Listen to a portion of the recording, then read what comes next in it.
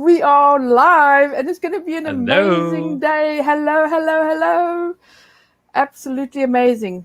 So, Mr. Tim, this is going to be our second day of the virtual e-commerce summit for 2021, the first one this year. So, and we have had, it was an amazing day yesterday. I mean, the speakers were just dropping those golden nuggets all the time. And so today we have another lineup of absolutely fabulously brilliant speakers. So let's, we have some sponsors, right?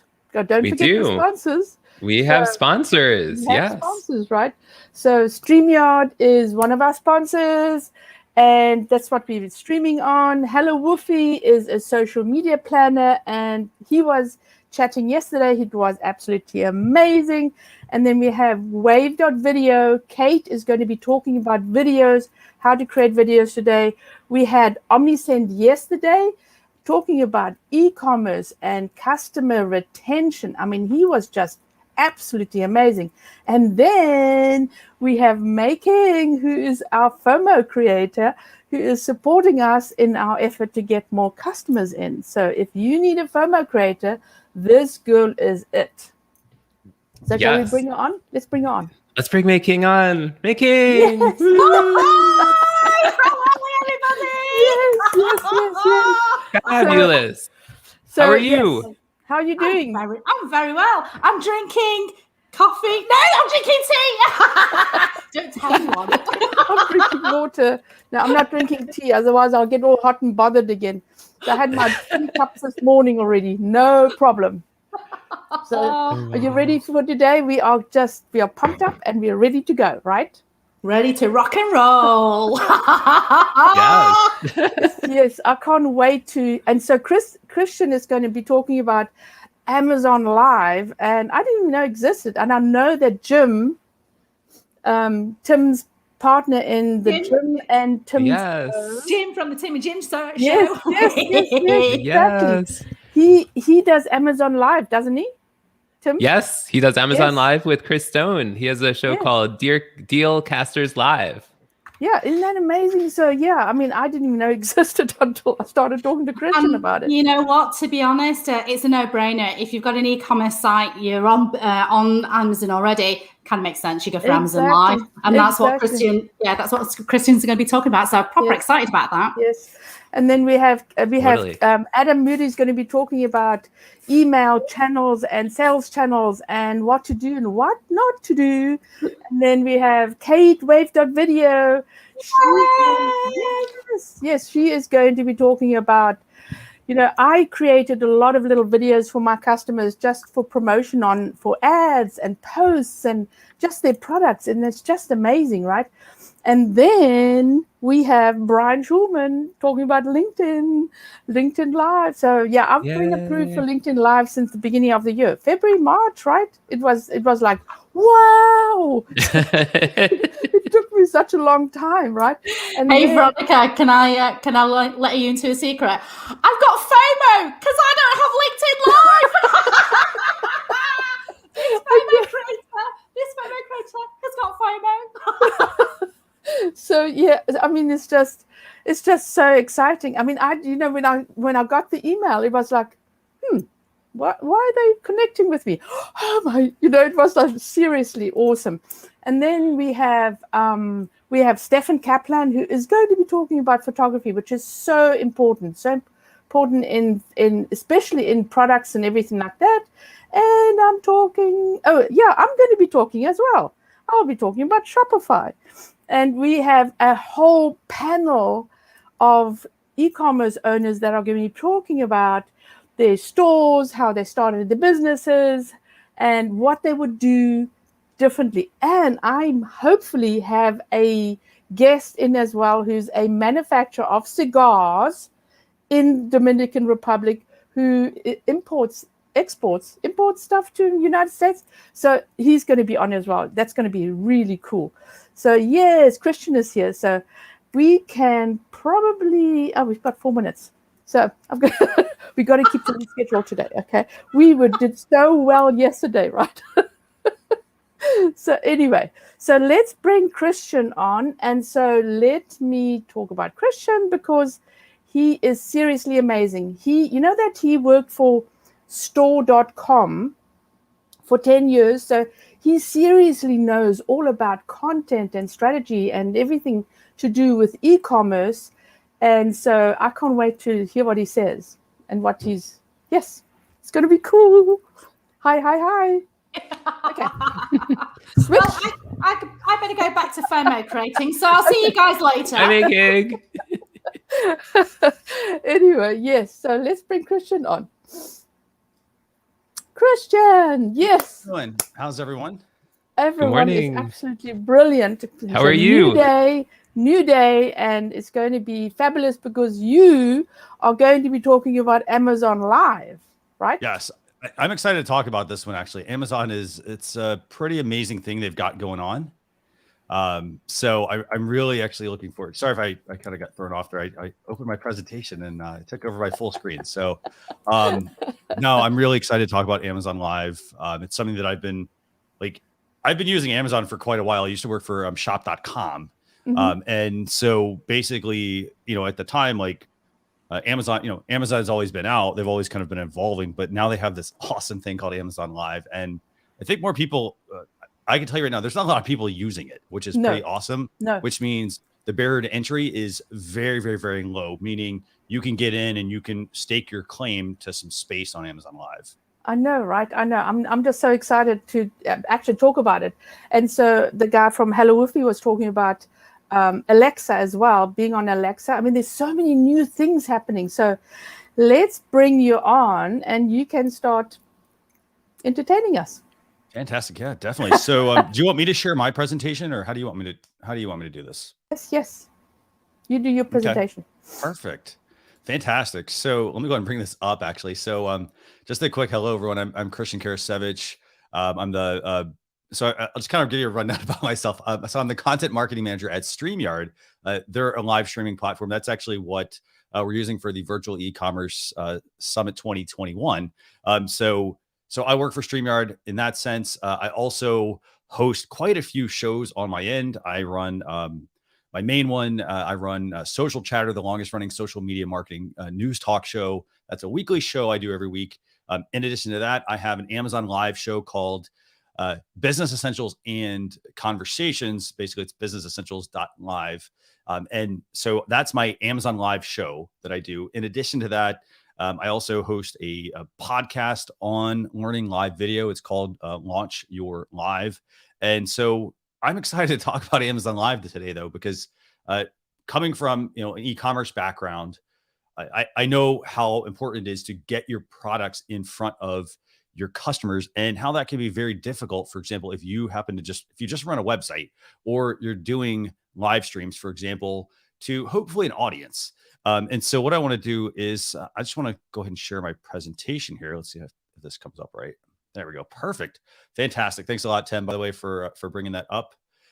So Amazon Live, what it basically is in a nutshell is it's this awesome product where you are able to create a live video show on Amazon. Now, what makes it really unique compared to just going live, for example, on Facebook or YouTube Live or LinkedIn Live is when you go to these other platforms, you have to bring the audience. That's the first big piece.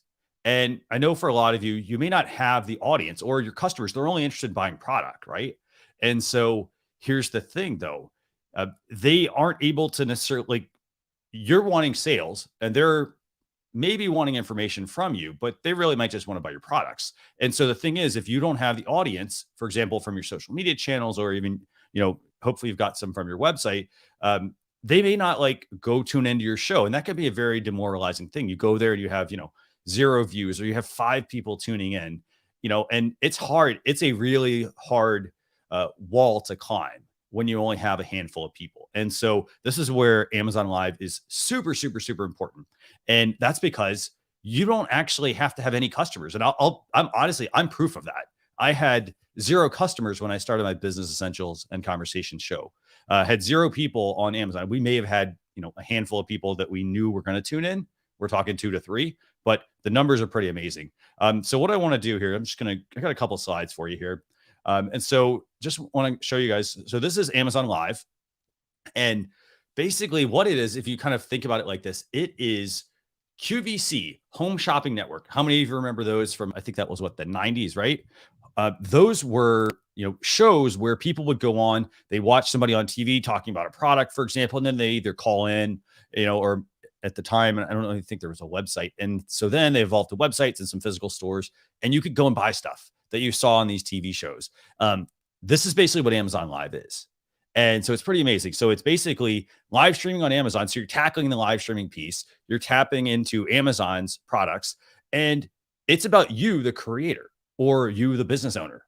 So basically what it does is allows you to stream from the Amazon mobile app. So it is a mobile only product. You stream from the app, and then it'll show up on amazon.com/live. And it's basically a way for you to create a show for selling products. But the great thing is you can earn commissions on everything that is sold through Amazon. And I'll show you some in a second here, but it is pretty amazing. They've also built in essentially gamification as well to make it more sticky for you. So Amazon Live, that's Amazon. So, in order to get started, it's very simple. You just need to download the Amazon Live app. So you're going to go to, for example, your app store, and you'll download the Amazon Creators app. And then actually, let me see if I can bring that up. Actually, I'll show you this. I'm going to get a little off topic here. Let's see if how my internet's doing here. So I'm going to pull up the Amazon Creators app just so you can kind of see this. And so basically what this is going to do, Tim, I'm going to do a quick switch, by the way, of my camera. So if you want to make me full screen in a second, that'd be fantastic. Okay, so this is the Amazon Creators app. Here, let me just tap into that. There we go. So this is the Amazon Creators app. Now, this is an iOS version of the product. So basically, this is the Amazon Live Creator app. You go download this, and this will work on, it's only iOS, by the way. So you download this, and then what it's going to do is it's going to allow you to now create your own live streams. So I'm going to let me go back to my presentation here. There we go. So can we switch back to my presentation? Okay, so you download that app, iOS only. So if you got iPhone and iPad, it doesn't have to be a brand new iPhone or iPad. You basically download that. You then create a show, and your show can be about pretty much anything you want. I've got some really good examples here on screen. We've got people that, if you're an author, for example, and you've got a Shopify website, for example, don't just sell through your Shopify website. Why don't you create a show on Amazon where it's you as the author on the Amazon Live show? This allows people to actually get in touch with the author, because I don't know about you, but I've never really met most of the authors for the books that I read. And by the way, I read about a book a week. So that's we got authors on there. We've got people that are fitness instructors. So for example, they're actually doing classes on Amazon while talking about products, for example, that they're using. We've also got a lot of cooks there, a lot of chefs. So a lot of people are showing people, they're doing cooking shows, live demo cooking shows on Amazon. We've got beauty products. I talk, for example, a lot about business essentials. So like I talk about tech, like live streaming gear, podcasting gear for beginners. I talk about, what else do we talk about? We talk about like mindset for business, things like that. How to build an email list. So we have certain products that we will tie in, but basically you create a show, you list these products from the Amazon catalog. By the way, that's key. It has to be from the Amazon catalog. And then you go live and you can chat with your customers just like you can on a QVC. You also get to know who some of your new customers might be. In addition to that, you generate revenue through your Amazon account. So basically you're selling everything from Amazon. And so that's how you're generating revenue. So Amazon, it's pretty amazing, by the way. I don't know, Tim, do I have the ability to see comments, by the way, while these are going on? Awesome. Yeah. So, I see we've got calling authors, Jenny Osborne. Yeah, Jenny's getting tagged there. I mean, there's lots of really amazing ways that you can use Amazon Live. So this is an example, by the way, and I'm going to talk about these benefits, and I'll just then show you how this works in the Amazon app. So basically, the great thing about Amazon Live, no upfront costs, which is pretty amazing. If you're a business owner, for example, and you got a website, what is one of the biggest challenges you have? It's getting people it's getting a warm audience. So for example, somebody hits your website, if you're selling products and you happen to have a very well-known product, they're probably going to buy it right then. But if you've got people that are brand spanking new, they get to your website and they don't know anything about your product, or they have to kind of think on the purchase, maybe they want to go do that research. They're not a warm audience at that point. They're lukewarm, right? So they're sort of, okay, they got to your website. That's great. But how do we move them down the funnel towards conversion, right? And so you don't need any upfront cost. You're basically just listing your stuff on Amazon, and then you're getting an instant exposure to a warm audience. And I got some examples here in a second to show you. Rada, I'll get to your question here in a second. Actually, can you sell your own product if you have your own store on Amazon? Yes, actually, you can. I have a podcast, for example, and my podcast, I feature it in my Amazon Live show. So anything that you have on Amazon, so it's anything that is on the Amazon storefront. So it can be physical, like it could be physical products, it could be books, it can be podcast, Alexa flash briefings, any of that kind of stuff. And I'll show you some of that here in a second. So basically, the first point I want to make: no revenue, no problem with live streaming, because when you go on Amazon, you monetize what interests you with help from Amazon. So basically, you bring the show, you create the show, and then you put pretty much whatever products you want for your show. It doesn't have to be stuff that is yours either. It can be a mix of yours and someone else's. It can be just your products if you have a huge catalog. It can also be it can just be someone else's products, for example. Sometimes, if you actually have the products, for example, let's say I want to talk about Apple AirPods, for example, then I could actually buy this on Amazon and have these products and demo them, or Amazon actually encourages you to do this, by the way. So I could do that, or I can actually have the products. For example, I have a lot of tech gear, and I love, talking about live streaming and podcasting. And so I have a lot of gear that I can show people. So it's pretty amazing. Dorada, my podcast is about live streaming. Actually, it's all it's getting you started with live streaming, and then also there's beginner, intermediate, and advanced topics. We also do a monthly series where we interview other live streamers as well to learn about their passion, like what got them into live streaming.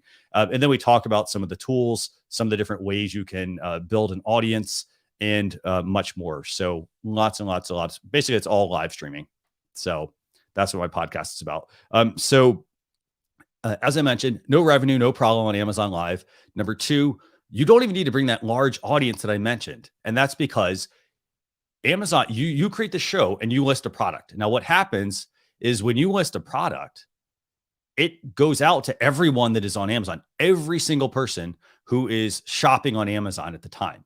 So for example, if I happen to be featuring a book at the time of my show, there's a high chance that it's going to get shown on a product page on Amazon. And so therefore, I don't have to have the audience. Amazon's actually bringing the audience, and then it's up to me to be essentially the entertainer, if you kind of think about it. And so you basically are building a show, you're building it around what interests you, what's your knowledge, what's your background, and what's your experience on it. So, build a show around what interests you. And then one other point I want to really make, Amazon generates, and this is from 2019, by the way, I couldn't get a more urgent, a newer stat on this. 385 million is bought every day on Amazon. This is 2019, by the way. So it's generating revenue. You're generating revenue and exposure off of the Amazon network. And it's actually really, really, really easy to do. What I want to do here real quick. So basically it's very simple. So if you go to bit.ly/get Amazon Live, that's going to get you the Amazon Live Creator app. Remember, it's iOS only, meaning you need an iPhone or an iPad. Now, that's just so you can add your products. You can set up your episodes, for example, or what your show is going to be about for that week, that day, whatever. It's free also to sign up. And then it's approval based off of your social media following. So, for example, if you happen to have a large following on Facebook or Twitter or YouTube, for example, Amazon has some options there to let you apply. I will say if you have a big following on LinkedIn, probably not as important. Amazon prefers some of the other social media platforms. So what I'm going to do, Tim, I'm going to bring up my screen again. And I've got a couple more slides here. I'm bringing this up, and I want to show people just kind of how the Amazon interface works. So if we can just make that full screen, that'd be fantastic. Okay, so here I am. I am inside the Amazon. Let's see if I can get this right. Let's just that. Let's see. Sorry, I'm adjusting some picture-in-picture here. So, well, I'm going to turn that picture off. Ah, there we go. Thanks, Tim. So basically, this is the Amazon Live Creator app. And so it's this simple. So basically, the only thing I have to do on Amazon is I sign up for the app and I get approved. So once I'm approved, I then essentially go in and I'm creating an episode. And so this episode, for example, the only things I have to add, I have this top image here. For example, this is going to show on amazon.com/live. In addition to that, I have this product carousel, and this essentially, these are the products that I'm going to feature during that episode. And in this case, my episode is going to be about podcasting made easy. And I'm setting my start time. So this is actually a show I'm doing this week on Wednesday at 6:30 p.m. Eastern Standard Time. And then I have the video source. And so there's some options here. So for example, if you happen to be using, if you can do this just from your smartphone, however, I'm using the external camera. And what that means is I'm using a third-party tool. I'm using StreamYard to actually broadcast my Amazon Live show. And there's a reason I'm doing this, because it's not just about me being on camera. It's about me being on camera and my co-host. So as you can see, I have a co-host here at the top. So I have a co-host that's going to be working with me. And so we produce this show every single week. And so I use StreamYard to bring it into Amazon Live. And the reason is because it lets me, it actually lets me do a split screen. I can bring in comments. I can screen share like the Amazon products from the website, all this other fun stuff. So it's pretty amazing. And then there's even this cool thing. There's a practice mode, by the way. So if you ever want to, and this, I strongly recommend doing this. Practice mode basically lets you practice like you're doing a demo on Amazon Live. And you only need to do it once probably. But it's very, very, very easy. So Rada asked a great question. How hard is it to get approved? And what's the criteria to be approved? So they based off your social media following. They have a couple of platforms. And then you basically just apply as an Amazon influencer. There's a couple of different ways. There's a seller's. So when you go to the Amazon creators account, there's going to be like 3 or 4 different logins. And so you're going to pick like, do I want to apply as an influencer? Do I want to apply as an associate? Or influencer associate is the same thing. They're going to also have a seller's option. And I think there's a third option as well there. So you're going to be able to apply as one of those. And then they're going to obviously collect information like, are you a business? Are you an individual, and so forth. And then as far as how hard it is to get approved, I've been part of the Amazon associates or influencers program for quite a number of years, but it is still based off your social media following. And so in terms of like how hard it is, it's not actually that hard. So you simply just apply. And then for the most part, if you have a pretty good following, they want you to bring the audience or try to bring the audience. That's pretty much all they based it off of. So if you have like, 50 followers or maybe 100, say, maybe, and you have to remember, you're the one who picks the platform you send to them. So basically, instead of going to Amazon and saying, well, hey, I want to apply with like all of my networks, you pick the one that you want to submit to them.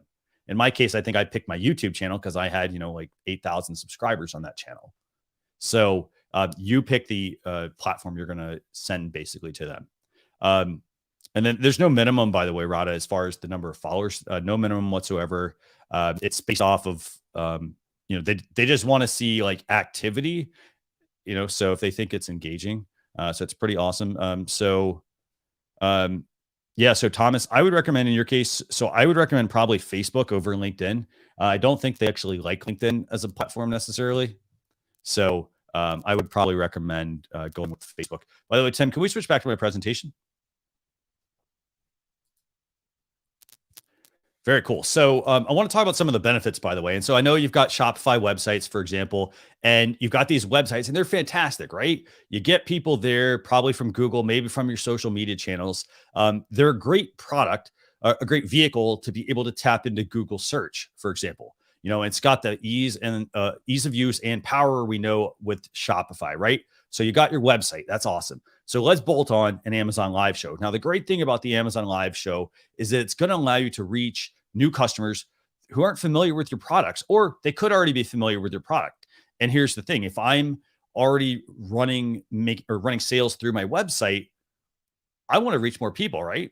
And sometimes it can be hard to get them to your website and get them to convert. So that's where pairing them with an Amazon Live show will allow you to get more exposure and then also drive more product. And here's the thing: if you're a Shopify owner, for example, and you already have products on Amazon, well, let's talk about it like this. If you already have products on Amazon, I don't think you care about where they come from, right? You don't care if the sales are through your website or through Amazon, So I would be trying to drive as much sales as I possibly can through both the channels. And so that's the power of combining them together. I mean, you're able to build your exposure for your business. You're also then potentially able to drive more sales back to your website because, for example, then when the product gets shipped, I'm sure there's probably, maybe there's a card in the box. Maybe there's some other information that does go out to the customer as well at that point to drive reviews or to get them back to your website and all the other fun stuff that goes with that.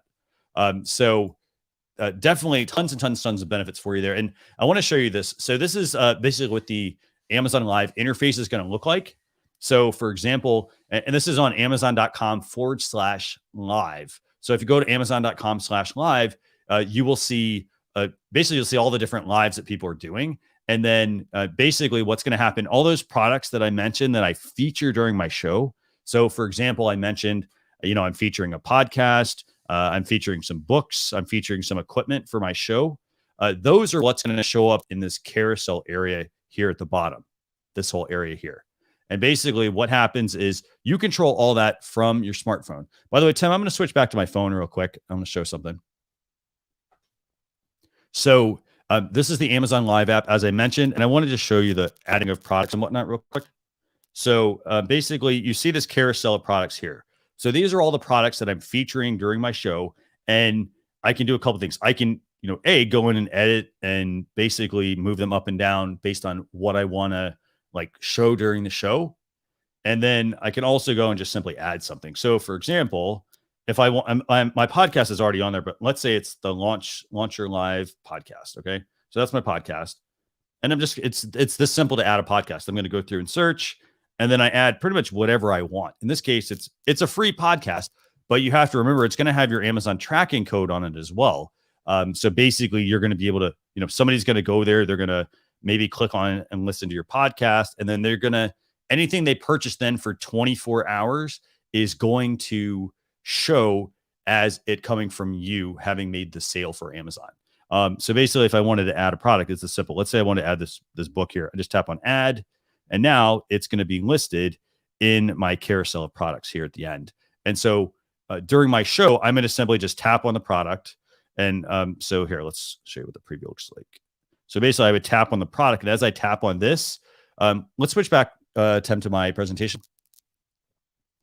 So as I tap on the product, what's going to happen is you see how it's getting highlighted here. It gets highlighted. So I tap it on my mobile phone, and it gets highlighted during the Amazon Live broadcast. So it's pretty amazing, right? And I mentioned, gamification, by the way. Amazon has, in terms of gamification, they have, sorry about the feedback there.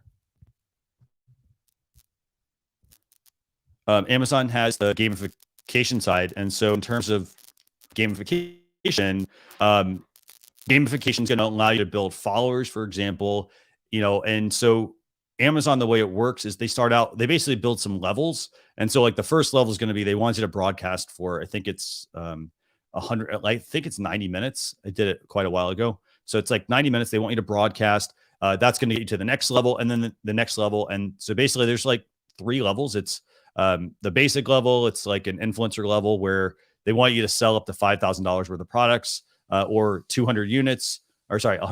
And then they want you to get into also into what they call A-list, where they give you more exposure. So I want to give you some ideas for Amazon Live. And these are things you can put in your Amazon Live show. So they're things like products that you own or are complementary. So for example, if you're somebody who sells, let's say you sell makeup products, for example. So makeup, beauty products, they work fantastic on Amazon, by the way. So you might sell maybe the lipstick, for example, the blush, things like that. But then let's say there's a nice little carrying case and you don't actually sell that carrying case, someone else does. you could feature that during your Amazon Live broadcast, and you can make sales off of those. And this could also potentially lead to more opportunities for you as a business owner to basically build some partnerships with people. So I'd start with products. You can put podcasts in there, Amazon flash briefing. So these are the free Amazon Live listing that somebody can listen to. You can do demonstrations, for example, for things. So you could talk about like if it's a cooking show, you can demo cooking. You can also demo, you can have on authors, for example, and whatnot. So it's a really, really, really fantastic product. And I want to talk about like creativity on Amazon Live. So we had a comment they mentioned about, they were asking about using StreamYard for this. And yeah, you can actually. It's very, very, very easy. It's so easy. So just go to, if you want to get StreamYard, for example, it's bit.ly/get StreamYard app. That's going to get you the StreamYard product. It's free to download. And then there's some paid plans as well if you want to add additional features. But this is what the interface looks like. And the way this works is I simply, when I set my destination here, so at the top here, for example, there's going to be an option for destinations. If you guys can see my cursor. And so all you're going to do is click on that. And then there's going to be an option called custom RTMP. And all you're doing is on your Amazon Amazon show that you create, you're simply copying essentially the stream key and the URL that they give you. You're copying both of those items. So you're copying this. You're copying the stream key and you're copying the URL. Sorry for the static there, by the way. And so you're copying those. You're putting them into your StreamYard dashboard as a custom RTMP destination, and then you're just clicking one box, and then that's pushing it over to your Amazon Live account. And when you go live, it's going to go there. Let me see. This is a great question. I'm going to go national. I'm going to go national on Twitter, Facebook, and Instagram, plus one more. I have a website, also starting 2 new technology businesses to help all. Yep, Thomas, definitely. Yeah. So lots of really good places there to work with. Yeah. So if you happen to have something like that, that is, by the way, another benefit to using the StreamYard product, by the way, is that it does have the ability to do multi-streaming. So for example, if you want to broadcast out to Amazon Live, there's also options to select destinations for Facebook and Twitter and LinkedIn Live, if you're approved for that, YouTube Live. So you can actually broadcast your product out. What's also really cool though about this, to go beyond just doing that, you also can download your Amazon Live broadcast, and you can get the audio out of it right out of, for example, the StreamYard product. And it'll give you the ability to then create a podcast from your Amazon Live show. This then gives you the ability to have a podcast for your website, your Shopify business. Pretty cool, huh? So really awesome. You can enhance your Amazon Live, by the way, using the product. So you can brand your Amazon Live. So for example, as you can see these tickers, you can have a banner, you can have a ticker, you can have a background, for example, that you bring in. If you've got products you want to show, you can do that. You can also bring in photos. You can share videos. So you've got a demo of a product that you've recorded. You can bring that in to enhance your Amazon Live broadcast. The one key thing I do want to mention, by the way, about Amazon Live is that they do want you to keep everybody on platform. So these are ideally for you to sell products from the Amazon product catalog. So if you don't have products on Amazon, you'll want to get them listed. And I want to just give you guys a quick little bit of information here. So remember I said I didn't have any audience when I started. So I started Business Essentials and Conversations. I had 0 audience. Literally, my friend Letitia and I said, hey, we're going to start doing Amazon Live. Our initial views, we had 62 people view. That's not bad considering we didn't do any we did minimal marketing of it. And there were people we didn't know that tuned in. We got 37% click-through rate on our show. So what that meant was anything that people were clicking on, if we were sharing products and they were clicking on it, we were making a sale potentially on that. We were also making a sale on anything else they bought. So for example, if we were featuring a book, and let's say the person went and bought, let's say they went and bought diapers or clothes or beauty products or tires, anything like that that Amazon sold in the next 24 hours, it got attributed to us. So pretty amazing. I would say, right now, and this again, we're generating around 32,000 plus views per show with a 2% click-through rate. And 2% may not seem like a lot, but that's actually a pretty good amount when you look at the fact that it's 32,000 views. So obviously, 2% click-through rate. We're generating weekly sales, and you pretty much decide when you go live on Amazon, which is pretty awesome.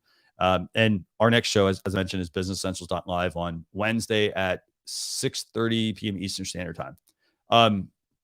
So one other thing I want to show you, this is essentially what's going to happen when you put your products on Amazon and you do an Amazon Live show. So you're going to get product promotions. You're going to get things such as the Amazon carousel. That's the strip at the bottom where, you select the products you're going to feature, right? But you're also going to show up on the product detail pages. So for example, if somebody happens to be looking at, let's say they're looking at a shirt, for example, that you sell on Amazon, and you happen to be doing an Amazon Live about that product. That's what this screen here is about, actually, by the way. Your video is going to show here on a product page. So this means anyone who's on Amazon will see this. The other thing, I mentioned the carousel. So you're going to have the carousel here. You're also going to get your shows showing up on the Amazon Live page. For anybody who happens to have an Amazon Fire TV, and this doesn't even have to be you, this could be your customers. They watch Amazon TV, for example, they have the little Fire Stick. You can actually have your show up there. So now you're on a television. How cool is that? And then you also get an Amazon storefront, which is really cool as well. So this could be a storefront for your existing business from your Shopify site, where you're talking about your products or your products and some complementary ones. So just a couple of quick things here. I have a free Facebook group. It's facebook.com/groups/Amazon Live Creator. There's no S on that, by the way. It's Amazon Live Creator. It's a free group. You can go there. You can ask me questions, anything you want there. In addition, you can also connect with me pretty much on every social media platform. You can just, send me a direct message on Facebook or LinkedIn. I tend to go for Facebook. You can also go to my website, shoot me an email there, or find me on Twitter as well. But with that, I want to thank everyone for watching. Do we have any questions, Tim, by the way, you want to bring up?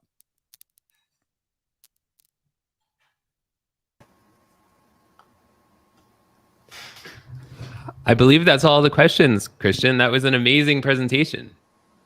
Awesome. Yeah, no, it's a lot of fun. I gotta say, I love what Amazon's doing here. And I think if I'm a business with a website, I mean, they should now be able to, if you're having trouble getting people to your website, but hey, they're going to Amazon, going to buy, put some of your products on Amazon. Don't put the whole catalog there.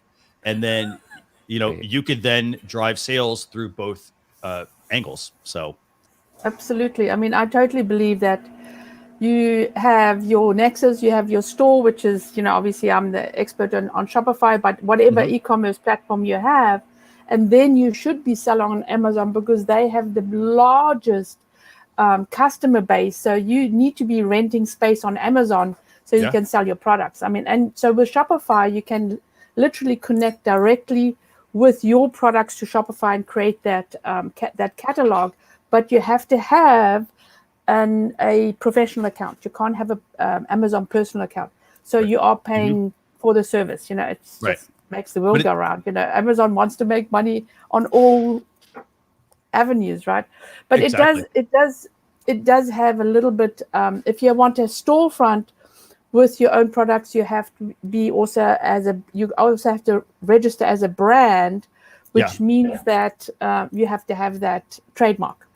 Yep, exactly. Yeah. Well, and the other side to it that I would say is super important, by the way, is just the fact that if I'm selling products, like I've got a website, I don't necessarily, do I care where the products are being sold from? So, I mean, I want to put it on as many channels as I possibly can and drive sales because, you can have the best website in the world, but if people don't know about it, maybe it's not optimized the best for search or anything like that.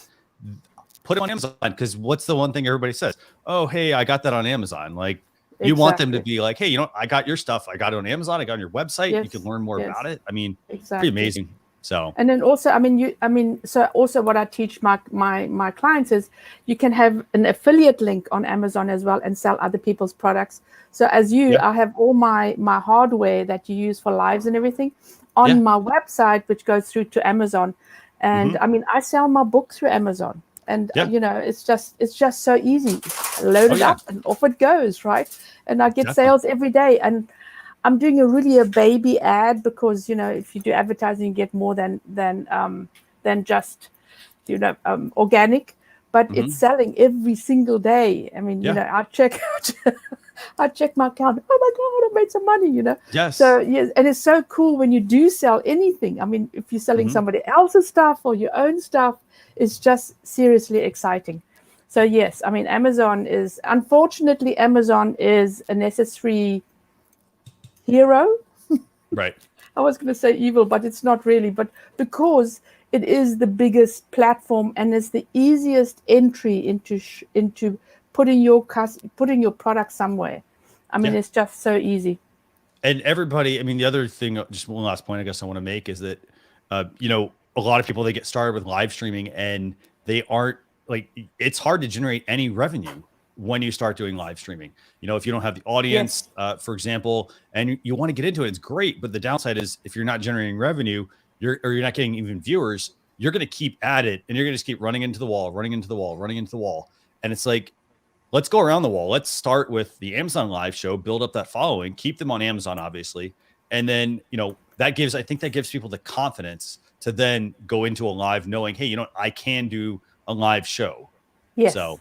Yes, exactly. And I mean, selling your products, I mean, going live is so important these days to stand out from everybody else because you're showing your products. They fall in love with you because they like you. And that's how you sell your products as a small business owner, is that people actually like you and they also like your products. So getting out there and doing something different is a huge, huge benefit. So that was absolutely so amazing. I can't believe you went through all the information so fast. I bet everybody has to come for replays. By the way, we are selling replays for $47. If you want to go and log on, you can get all the replays. I'm going to take all the videos and squish them apart so you can just listen to Christian stuff. So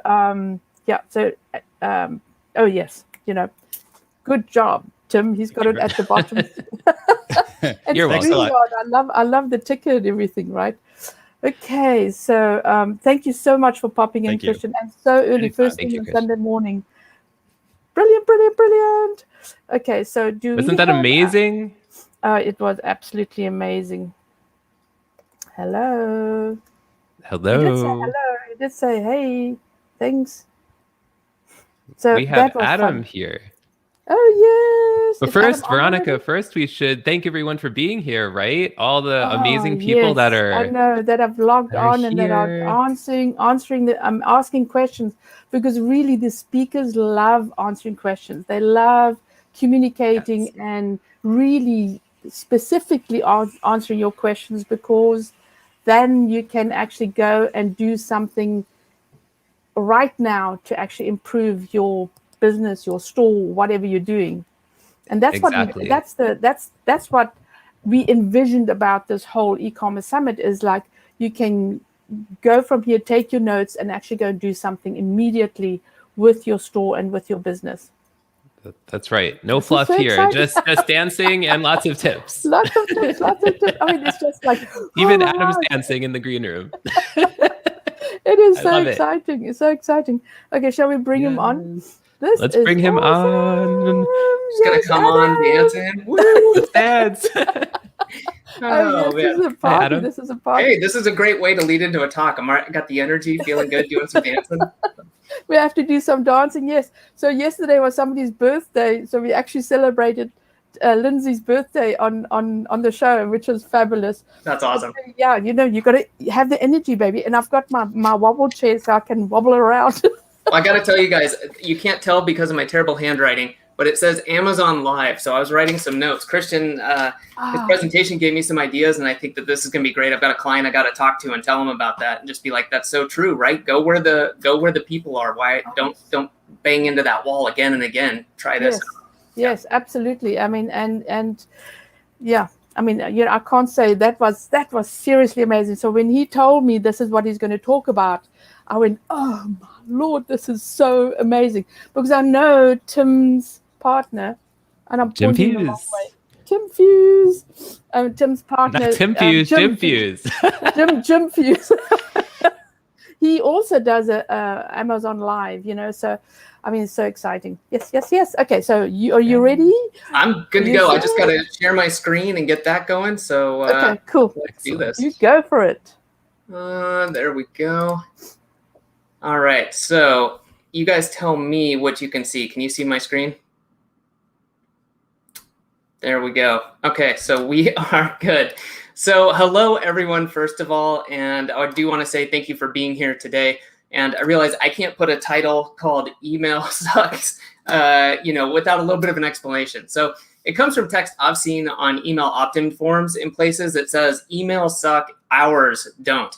So that always gives me a little bit of a laugh. I'm not going to lie, kind of chuckle. But today I'd like to put it in a little bit better form. Your emails will not suck if you follow along and put to use what I'm going to share with you today. So like it says on the slide, several years ago, I helped start an e-commerce store that I'm actually still part owner of. We started out 0 revenue. We had no customer base. We did have an adjacent business, which we were able to bring some customers into, which certainly helped. But we just basically dug in, got started, and this was the results after just a few months. So as you can see, the revenue was up around 70,000. This was not Black Friday. This was just in general. And then the revenue from email alone, that's the highlighted part, was about 66%, right? Not too bad. So that wasn't too shabby, but am I trying to tell you that you're going to see those exact same results? Of course not. But you can get similar results or even better by focusing really on just a few important areas of your email marketing. So automating important emails, sending campaigns on a consistent basis that not only generate revenue, but really help kind of build that connection between you and your subscribers and customers. And then also sending campaigns on a consistent basis, right? Again, that just helps build this connection and build revenue. And doing this all has a really important side effect. It helps you become more profitable and grow your business. And we'll get into the details of that in just a few slides. Now, this wasn't the only business that I helped. We have other examples here on the screen showing monthly revenue and revenue from email, right? Anywhere from 27% to 45% of monthly revenue attributed to effective email marketing. Okay, so if you want to see the same type of results, right? Revenue boosts of 20% or more are commonly achieved. Okay, 66% is extremely high. That's not common, but 20% or more is certainly doable. And also lower customer support, which I think this isn't talked about enough, but this is actually a huge point. So if your emails are handling customer objections, if they're making the benefits and the purchase kind of process more clear, you're going to have less customer support tickets. So this means you're going to have more customers buying without tying up support. You're going to have happier customers and happier customer support agents like yourself, potentially, having more time to focus on the important issues, whether that's handling the important customer service issues or working on the business. So all in all, this just means a better customer experience, which leads to better customers. So let's get going. But before we dive into the details, I do want to quickly tell you who the heck I am, because when I wrote this out, I was like, man, I just really want to get going, but I've got to stop myself and explain a little bit. So hello, I'm Adam Moody. I have 8 years of experience in email marketing and sales funnels, both in the digital training and in the e-commerce industries. I'm a Klaviyo partner and ClickFunnels certified partner. I'm a part owner myself of 2 e-commerce stores, one based on Shopify and the other on WooCommerce and WordPress. I also work directly with a limited number of clients outside of my own business. And I also love to trail run and get outside. I'm a big believer of balance in my life. And I don't know, I like the mountains in the background here that my wife put up on the wall. Okay, so what exactly are we covering? Well, I'm glad you asked. I want to share with you today how and why automations are your best friend, how you can and should make tips and tricks irrelevant to your email marketing, and why consistency is the foundation for results. So I know the clock is ticking, but let's dive in with the automations. So hopefully you like generating revenue while you sleep. I know I do. Look, to be honest, really you need these, and they don't have to be difficult to set up. Many email providers like Klaviyo, which is one I highly, highly recommend, they even provide basic templates that are totally fine for starting out. You can use those, add your info like your logo, a little bit of customization, and quickly get some basics up and running. And if you think that automation is a dirty word, then we're just going to call them flows like Klaviyo does. And also what I want you to do is realize that these are going to be some of the highest open rate and engaged emails that you ever send. So just think about that real quick. The email broadcast that you put a lot of time and effort, you're lovingly crafting this amazing email to provide the best possible experience, the best information for your clients, that really isn't going to get as many opens or the engagement, like clicks, views, whatever you're going for there, compared to an abandoned cart email or your first post-purchase email. So get the basics done, and then you can add to this over time. So you've probably seen examples of like big complex automations with like lots of splits and tons of emails. You don't need to start there, right? And honestly, it'll probably just discourage you. So start basic, like an abandoned cart flow with 2 or 3 emails, and then add to it over time, right? And that you'll, over time, as you see the results from this, not only the engagement, but the revenue that this is driving, I would assume you'll probably be more motivated to continue doing this stuff. So don't put this off. You could have the basic 4 done within a few days of opening an account. That's like your abandoned cart, your browse abandoned, the post-purchase, and a welcome series for new subscribers. So again, please don't put this off. If you are not using or have very few automations, I cannot recommend this strongly enough. So put 1 or 2 of these in place over the next 2 to 3 days if you can. Okay, so who wants to make things like subject lines and emojis irrelevant? I do. Okay, so let me ask you another question. Do you want to know the exact subject line to double your open rate? Like, sure you do, I do, everyone does. But the reality is you want to make things like the subject line irrelevant, right? You want people to see an email from you and think, I'm going to read that, even if they don't have the time right now. Because if you're sending these low value emails, then subject lines aren't going to help you. And over time, your engagement rates, right, are just going to go down faster and faster. Now, when I was writing this, I was thinking, if I was watching this, I'd be rolling my eyes and saying something like, well, of course we want to do that, but I don't have some amazing copywriting team at my disposal. So like, what am I actually supposed to do? So I think that this is a great question. So let's talk about exactly what you can do. First of all, make the emails about them, right? We tend to focus on our favorite subject, ourselves, our business, our products, our services, but just remember this can be really simple. So for an example, like, do people want to know when there's a sale? Like, yes, I want to know when there's a sale on my favorite products. Let me know, that benefits me. I save money. But do they want to know when it's your business anniversary or you moved into a new office? Like maybe, but what does it do for them? So what I would do is maybe change the angle so there's a benefit for them. Like, hey, we just got a new office, which means better customer service or something like that. Obviously, there's hopefully a better angle that you can take, but it's the idea of just kind of switching that around and making sure it's about them first. Also, write about more than just your product or service. So the example I came up with was, let's say you're selling coffee beans, right? There's lots of e-commerce businesses out there who are doing this, maybe started local, now they're shipping their beans. So what else could you be writing emails about, right? What else do coffee drinkers have interests about? So here's a short list I came up with. Coffee makers, right? That's kind of a gimme. Maybe they also drink tea. If they like hot beverages, they probably drink several types. And what do you do when you have a hot beverage? You need something to put it in. So maybe mugs. The best temperature water, that could be an info product, right? About how to brew the best coffee. Speaking of different types of temperatures, we could go with cold brew kits, maybe chocolate covered espresso beans, breakfast places, right? If you're locally based, you could cover that. Bailey's, maybe that's just me. That's something you could put in your coffee. How to make good coffee while you're camping or traveling, if your crowd is into that. Where to buy in bulk, and maybe gift sets for both you or relatives, friends, family, things like that around the holidays. So how do you find this information out though, right? The number one way, and the one that we all tend to avoid, is ask your customers. If you have subscribers, you have customers, ask them, right? This could be really, really simple in terms of just sending an email and asking them what they're most interested in, right? And for other ways to do this, don't worry, I've got some more ideas for you coming up. Okay, so consistency. Do you want your subscribers and customers to stick? Right? If you do, like everyone, then this really matters. Effective email marketing works, and you're going to get results day in and day out if you're doing it consistently, right? This isn't something you want to turn off and on and then expect good results from. So something I've heard from a lot of people is that they send some emails, right? They get started, whatever, they've heard about it, or they're starting a store. Then they stop for a few months because they get busy, they get focused on something else, there's fires to put out, it's the last thing on their list on Friday, and they're just tired and they stop. Then they think about emailing again down the road, and they give it a shot, but they wonder why the engagement and the results and the revenue isn't there, right? Don't do this. Okay, which leads into the next point. Do you have to send a ton of emails all the time to have effective email marketing? And the answer is, of course, no, you don't. And you don't have to send emails every day or even multiple times per week.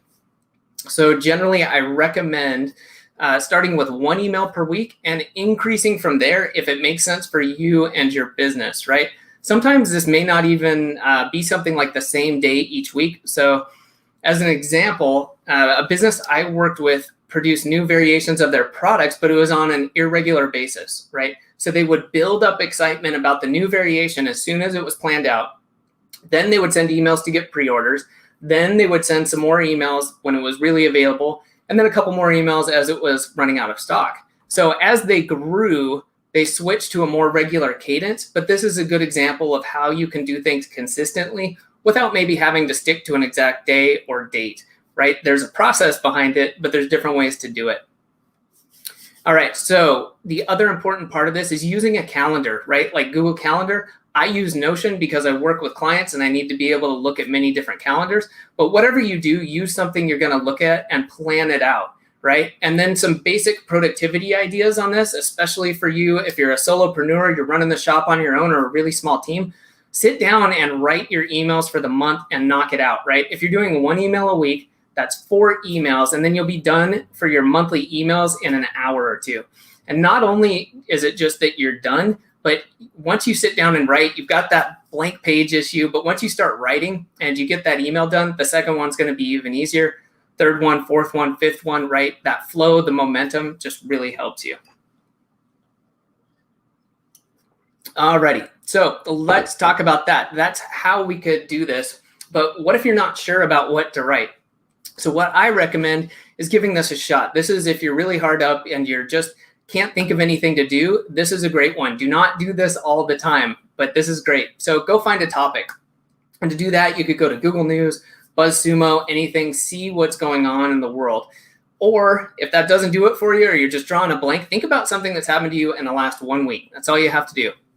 Now think about how you can tie that into your product and service, right? So let's go back to the coffee bean example, and let's say that you're selling coffee beans, but yesterday you stubbed your toe really bad, right? It really hurt. It was throbbing and annoying. Like, okay, well, what's the connection there? Let's say, maybe that's like when you haven't had your cup of freshly ground coffee in the morning, right? And it's just all that's on your mind and you kind of got a headache and it's annoying, right? So you start off the email with a short intro about how bad it sucks to stub your toe, because everyone knows that, right? And everyone can relate to that. And then you say how it's not as bad as missing that fresh cup of coffee first thing in the morning. By the way, if you need to restock, here's our great products, right? Of course, you add some images, do more than that, but that's the general idea. And you can really do this with about anything, whether it's something that happened to you, something that happened in the world, anything, okay? So that was some good stuff that can get you some results, but let's talk lastly about something that everyone, myself included, likes to hear about. So the tools, the apps that I use to help myself do this stuff better and faster. Okay, so this is usually a top question. And even though I know it can be a distraction, I have to answer it because tools are cool, right? I mean, I'm big into productivity and I know that this can turn into kind of a time suck, but let's face it, tools can be a lot of fun and helpful. But just make sure that you're finding one that helps and stick with it until you have a real reason to switch. So I don't have the time here to go into all of the details of all of these, but here's what I use and I recommend that you check out. So hands down for email, Klaviyo. It's great for email, both campaigns, automations, and they do SMS as well, which is great. And they just had a huge update on that end. For research, there's tons of tools out there. So if you like one, just use it. For me, I love Answer the Public. That's answerthepublic.com. It just spits out a ton of great questions that can give you just a huge range of topic ideas based on a keyword or two. That's an amazing and free tool for, I believe, just a limited number of searches per day, something like that. BuzzSumo or something similar is great for seeing what topics people are interested and engaging with. There's tons of tools like that, and it's great to see not only the topics, but to see what's engaging about it, or where is it engaging? Is it on Reddit or Facebook? Where are these things being shared? That's a really good one to go with. Google News is also helpful, as well as bigger online communities like subreddits, or if, depending on what you're selling or what industry you're in, you may have your own niche forums available to you. And, you should know this as a business owner where these are, but these are some ways to get started and kind of dive in from there. So, and don't forget, you can always ask your customers what they think, right? So you can send them a survey, maybe a one-on-one email, or get on the phone and find out more about them. And one way I like to do this is to send an email, right? Subject line is one quick question, all right? This has an amazing open rate. I know we want to avoid having to rely on open rates, but this just works. The thing is, you have to follow up with the promise, right? You can't ask them 10 questions in the survey. Just ask them the one most important question you need at that time. And what'll work great is using something like a Google form and just making it anonymous, and you will get some great feedback. Be sure to leave it open-ended, right? Don't give them a multiple choice. Let people fill it in, and you will get some amazing feedback. Even if you've been in the industry for several years, you'll get stuff from people that will probably, blow your mind. And you can look at the patterns and see like, oh, what does this people keep telling me when I ask them, what could we do for you? Right? Maybe there's something you can improve. Maybe there's a product you don't offer. Maybe there's, something that you could offer as an upsell, which would make sense. Tons of great info there. Okay. So for writing, a few tools can really help out. So what I really recommend is using Google Docs so that you can easily share as you grow, and you need to involve others, okay? Plus the built-in tools are solid and really good. This is really important. If you're operating with yourself or just a small team, it may not seem like a big deal if you're using a tool that's harder to share with, but as you grow, maybe you're just gonna have a VA who's gonna take things and schedule them. Maybe you're gonna have someone that does the design for you. Whatever it is, over time, you're going to end up involving more people, and you're going to want something that is easy to share. So also the Hemingway app, if you haven't checked this one out, make sure you do. I believe it's hemingwayapp.com, but you can just Google that and grab that. This is really cool. It's helpful for identifying those awkward sentences, confusing writing, and more. So you can copy your text, paste it into the Hemingway app, and it just tells you like, okay, here's kind of the grade level you're at, and generally lower is better. We tend to write longer sentences, run-on sentences, and it makes it harder to read. So it gives you some good recommendations to help break it up. And then Grammarly, even the free version can be great for tracking down that odd misspelling or some bad grammar that Google misses.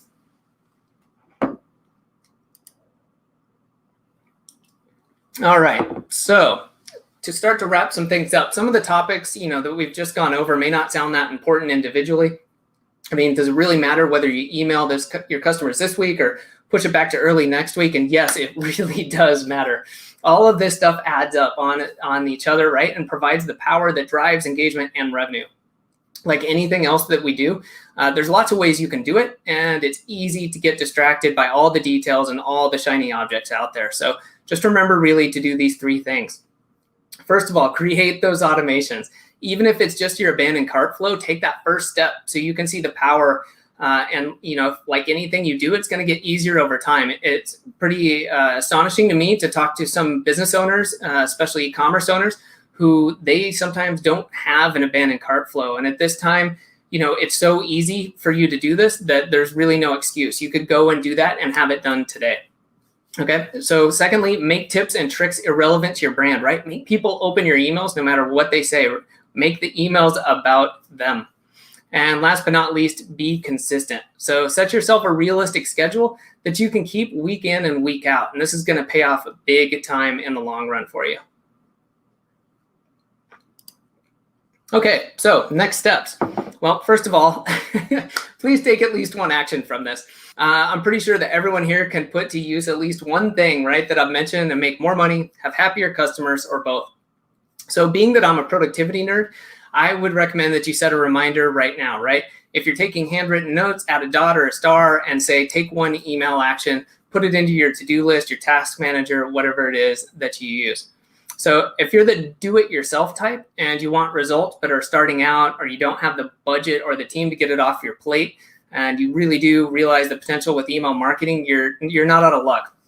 So actually over the winter, I had several people asking me to create a course to help them get started with e-commerce email marketing, and kind of walk through starting an email account, setting up those automations, going more in depth on how to write, how to create templates, and more. So I did just that. And if you want to find out more about that, you can check it out at oasisoptimization.com/emailsucks. Now, if you're at the point where you know you want to implement great email marketing, we can help you do that as a done-for-you operation.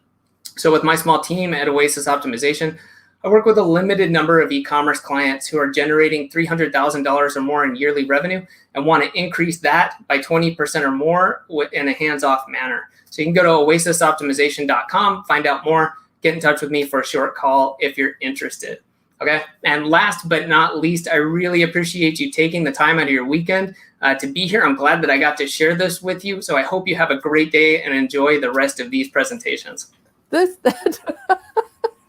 It's like, okay, I can't keep up. I have to get back on the replay and make notes, baby, because there was a lot of, and you know what? I use a lot of those tools that you have on there because, you know, been in the industry for a long time. So yes, and I mean, Grammarly, I've got the free, then I go to paid, then I go back to free. But Grammarly is just because my brain goes German, Afrikaans, English. So if I can't if I don't remember a word, I remember the other language. Oh yeah. And so I really need Grammarly because my sentences, my grammar gets mixed up. But anyway, fabulous. And so yes, I mean, I tell people all the time is email is not dead. You need your email automation. You need to have it on your e-commerce store because that's one of the ways to get low-hanging fruit back to your store who people will buy again, right? Because it doesn't matter what they buy, they will buy again. So yes. Definitely. And right, those are the customers you want. You've already acquired them as customers. So have them purchase again and they want to keep in touch. Also, for me, it's kind of an outreach thing too. I get upset now that I deal so much in email when somebody emails me once. It's like, did you want to talk to me or not? I mean, I know some people who just don't answer their first email from anyone ever about anything. Yeah. And, you know, kind of keeping that in mind, it's not like you want to just flood people with emails, but keep in touch, let them know what's going on and just remember to make it about them. Oh, and you know, it is all about communication, right? And as I said, consistent communication is so key to selling anything because believe me, the day you stop, your competition is going to pop up. And they're going to buy from your competition. So this has to be a fast and hard rule. You've got to keep in front of your competition. Yes, Jenny Girl says this is stop on information. Awesome. Yes, absolutely. Thank you so much. I appreciate it. Thanks for sharing these notes. Yes. And thank you for the people who are saying them. I really appreciate it. I know they said, Veronica or Tim said this, but it really does help. And, you know, this fires me up. I love seeing this. I love the feedback. Okay, brilliant. And so, and also we'll have this on the replay. So if you want to buy the replay, just go back to my website, sign up for the $47. Down there. Email. Hell, I may have to go do that. I want the Amazon information for a client. I only came in partway through Christian's presentation. So I think, well done. I was downloading the app, right? So it's very exciting. Yes. So we've got Kate Skavish coming on from Wave.video as well. So this is it keeps coming, baby. It keeps coming. Awesome. Well, thank you so much for having me. That was great. Thank you, Adam. Thank you so much. Thank you, Adam. Yes. Let's bring on May King. May King. Sponsor break. Yes. You're muted, May King. We can't hear you. I know. Yes. Hello.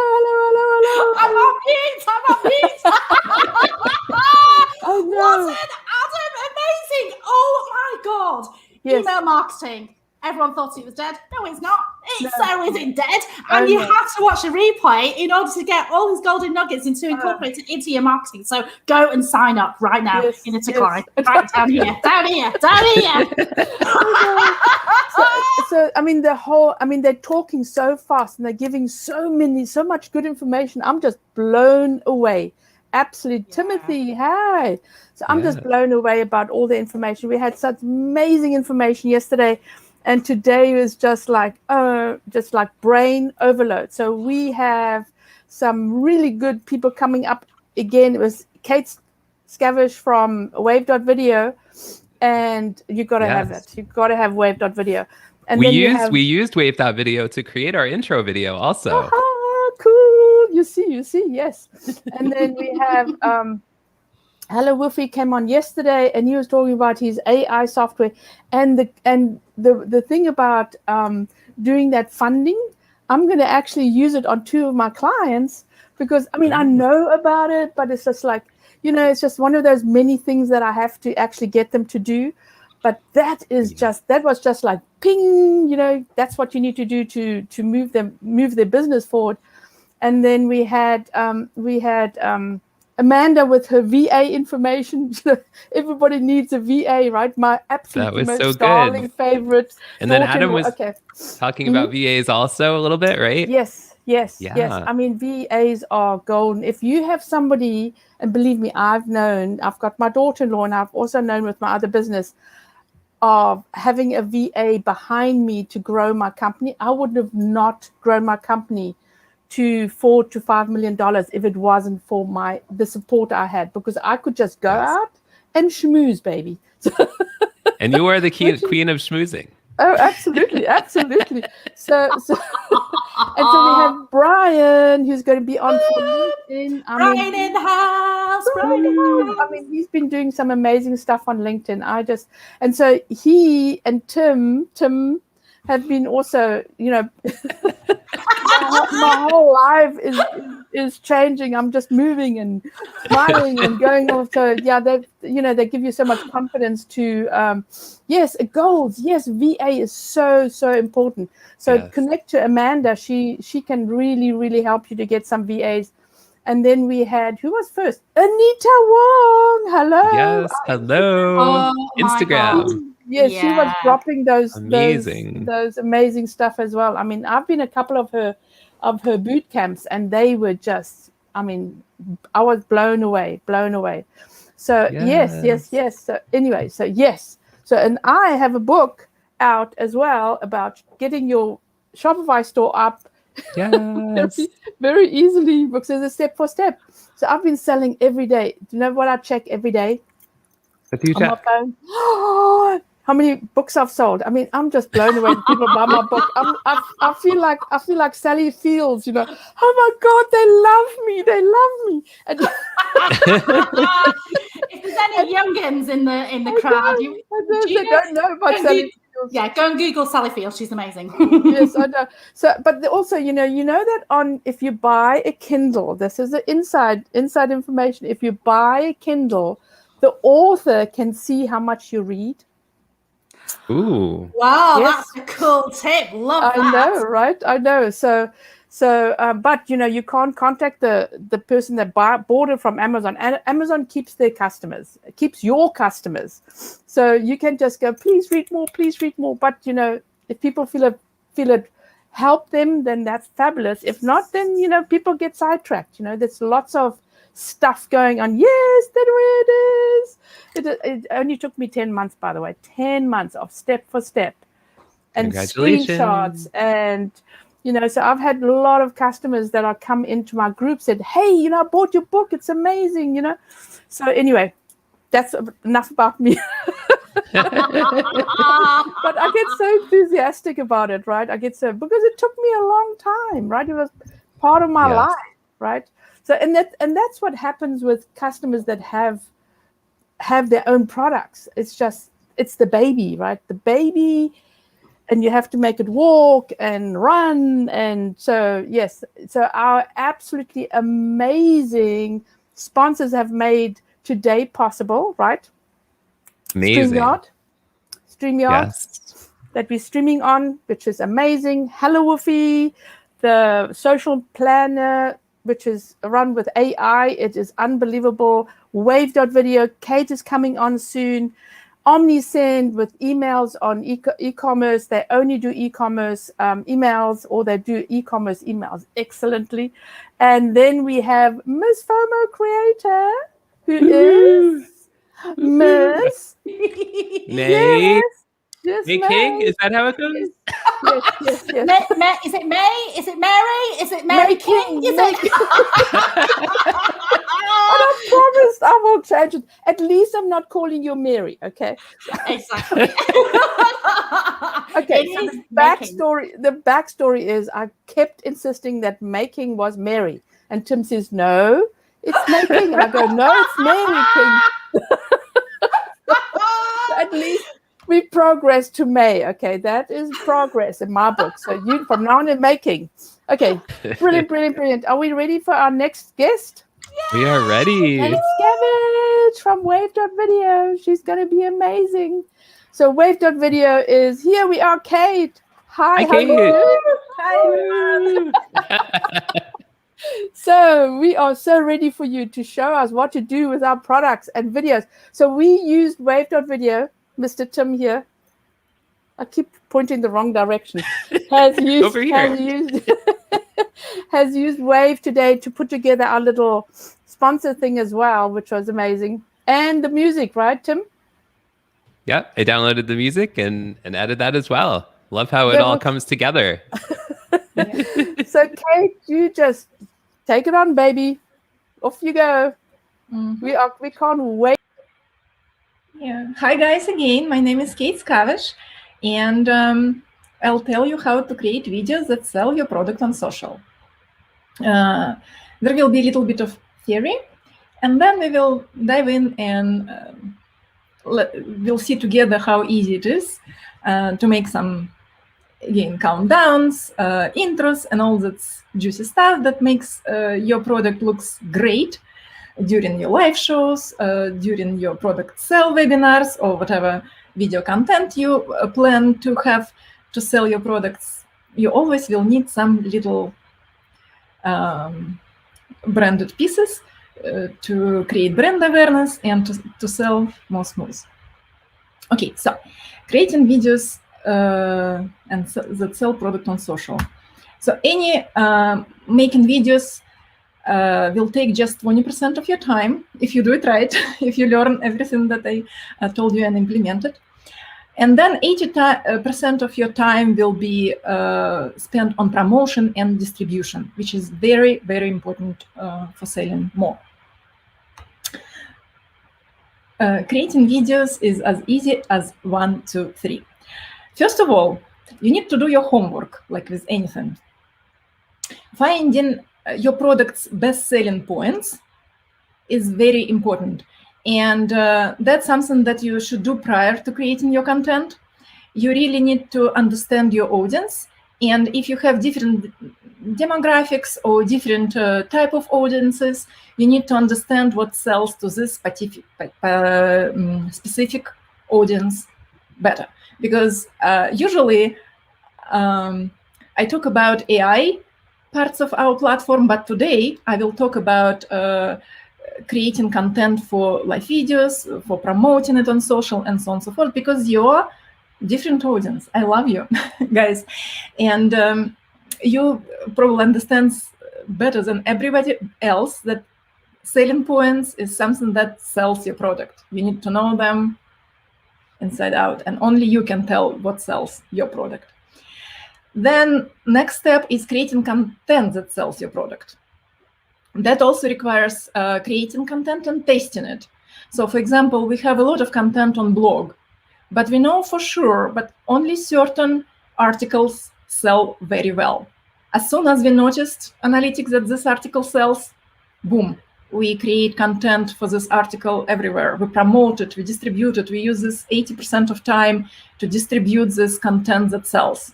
If you know that one of your product videos sells better than another, put more efforts in this distribution. And promotion and distribution, that's something that, again, is main thing. For you specifically, I want to share our promotional model. First of all, again, we create this reusable content. Reusable content, it's a snugget of videos or snugget of information that actually sells something. Intro, outros, some visual part which requires to sell anything. And prior to the event, we use this evergreen content, we call it. It could be also told as a product kit or PR kit or public relation kit. So some information, if I sell my personal brand, it would be my photos, it would be some snippet of samples of different presentations that I had in the past and stuff like that. Everything, my bio, everything that I can just send easily to somebody who wants to promote me. And if it comes to live event, you need to think about how to promote this event ahead of time. So of course, we noticed that if you just run an event and it's it has no promotion, there will be like 20 people attending it. If we do promotion, there would be 200 people. So it's very important to promote your events on social or wherever your audience is. So it could be through your affiliates, it could be whatever channels you have. You need to use them. And again, about evergreen content, introducing endings, product logos, colors, graphics, everything. When you run your business for more than a year, you will have this content that is seasonal, different color palettes for Christmas, for Halloween, for Easter. It's very important. In video rituals, that's after a while, your live shows for a while, you get these rituals which your audience wait for, and some platform-specific events as well. So actually, you can use everything. Good. Yeah, thank you for those comments. Yeah, so basically, we use this model not only for live events or webinars or whatever, we use it for every type content that sells. If it's blog article, fine, we will promote it everywhere. If we have landing page that sells, fine, we will promote it. If we have PDF that sells, great. As soon as we see good KPIs, we will promote this type of content. Okay, now, how to streamline production of this content that sells, how to distribute it. So basically, I want first probably show you what I'm talking about in terms of actual content. So we have these templates, hundreds of them, and I opened this page for templates for products, because that's what we're talking about. And here is my own page, my own account. I have a lot of countdowns, and I created examples of different countdowns for today, like 30 seconds. I don't need it. It took me like a few minutes, so I created them anyway. So whatever countdowns for 5 seconds, some intros. I have something to start with. I have beautiful templates here, which already were used for different shows. And all I need to do to come and customize it slightly. It doesn't take a lot of time. I can do it on the fly, so it's super easy. As soon as I'm happy with something, I keep it as a template, and then simply change it slightly. Then I have webinar promotions of past with different people. Some of them I keep as a template for myself. It's my personal templates. Next, I have, for example, I run a challenge at some point. There are some intro, outro. They look similar. I only change background and theme of new event and title of the event, but they all look cohesive with my branding, and it helps to reinforce branding idea. Here's another past event, which also were done from the same template. So it's super helpful. When I actually dive into the product, here's actually, I've chosen this template. We have a special section. As you noticed, probably Tim used intro and outro, which were done in our product. We have a whole section with intro, outro. And I used this template.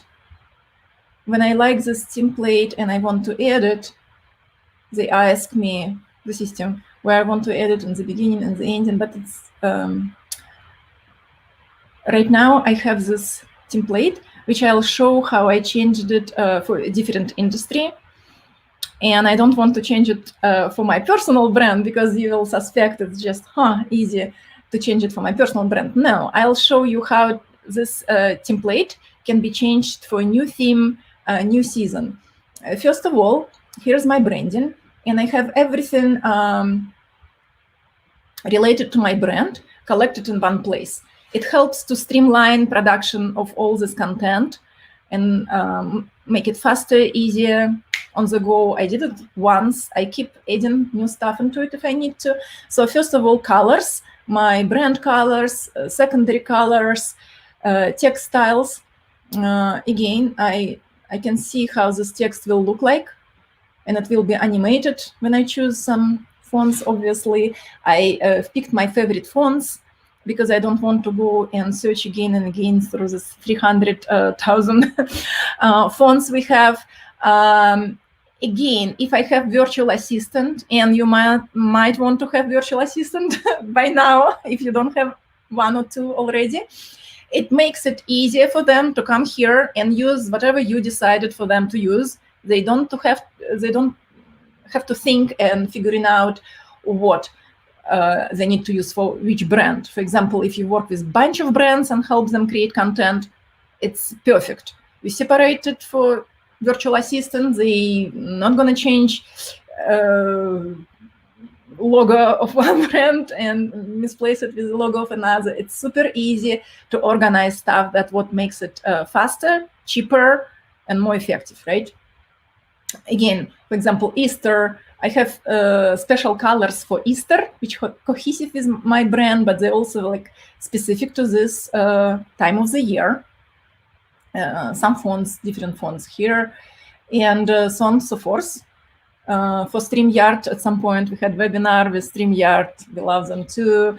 Of course, we added some co-marketing visuals, and it was also fun and easy. If we will have next webinar, it will be super easy for me to create some promotional content. Okay, so that's also part of what I call evergreen content.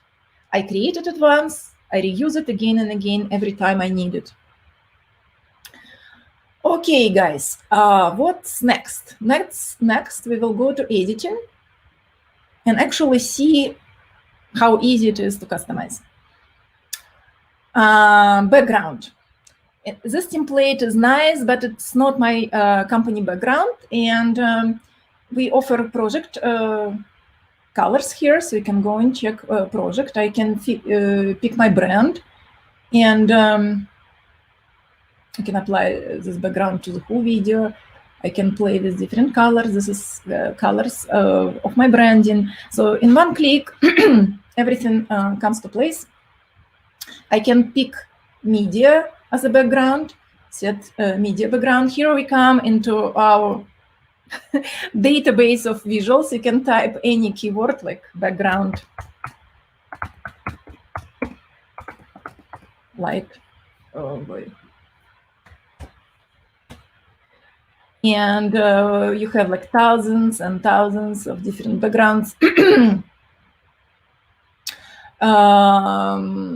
I have my favorites, of course, as usually. This is something that I've done once. And now if I need cute background, I go into my favorites and just click replace button. Boom. I have one of my favorite backgrounds, and it could be for every brand of yours that you work with, helpful for assistant. I can choose these colors of decorations. And of course, it could be colors of my branding and text.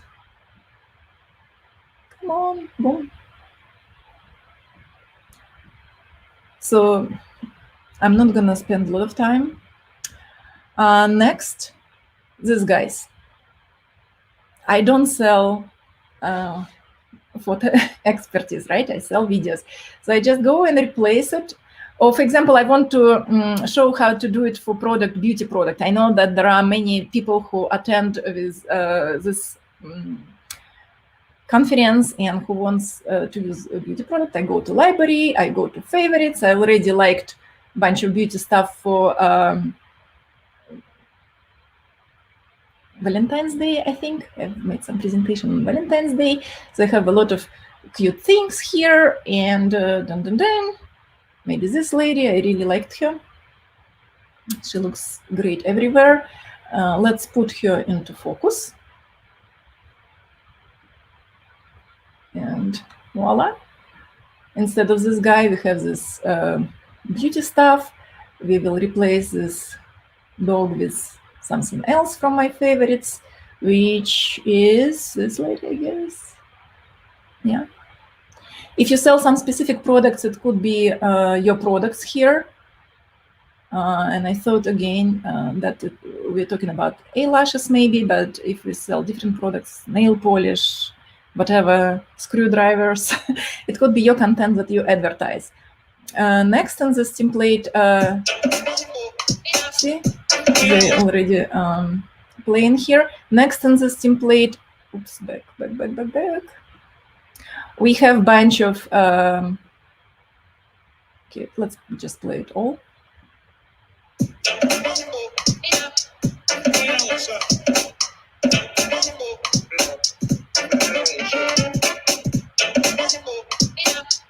We have this content which is obvious, not about beauty, right? And the whole thing is not about my colors. Yeah. Stop. And that something that I prepared ahead of time. Music in the beginning also wasn't a lot about beauty. It was too chumpy. So I replaced everything, actually. Every single photo of this, I replaced with something from my favorites. And it could be your own content, of course, here from uploads. If you want to replace it with some content that relevant to a brand, you should do it. Music. We have 300,000 musical backgrounds, which you can use for free. And by the way, in the end of this presentation, I'll give you free access to code for free access to business.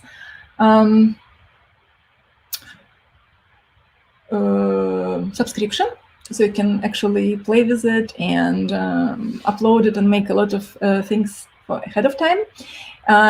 Again, I have some favorites because it takes time to browse our library. But if I like something, boom, it's here. I can play it and use it again and again.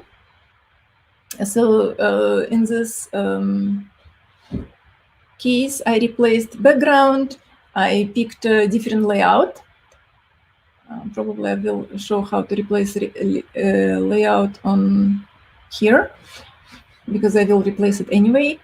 And I want to show in the end the final product that is changed from this intro to something that is relevant to a very different industry. Okay, what we have here, we have this very cute video and we have this layouts on the right. It's basic. I can change it to this layout in one click. I can place this video inside of iPhone. I can place it inside of computer, and I can add collages. I can add area when I can type something on the left. So basically, I can play and play and play with it until I like something very much. And each layout can be customized. I can move content around, so people will see the most important part in that. And again, it's done in one click. It adds extra effect, extra fun into your presentation. You can put it in a circle and like this. You can move it around like that. You can get different layouts, so you can play with it. And prior to this presentation in the morning today, I played with this part. And I create something beauty relevant. And again, I could have background, some media. One of my videos, it would be me talking about something. Music is different, more jazzy, more conversational, more appropriate for morning ritual, if you say, because that's what you do in the morning. You add these eyelashes and all this stuff that creates great vibes around you and make you feel awesome about yourself. Okay, welcome to live show. What I didn't do efficiently, I actually should apply this background to the whole video. This way I don't have to think about different colors so much. Maybe it was a great choice before. But anyway,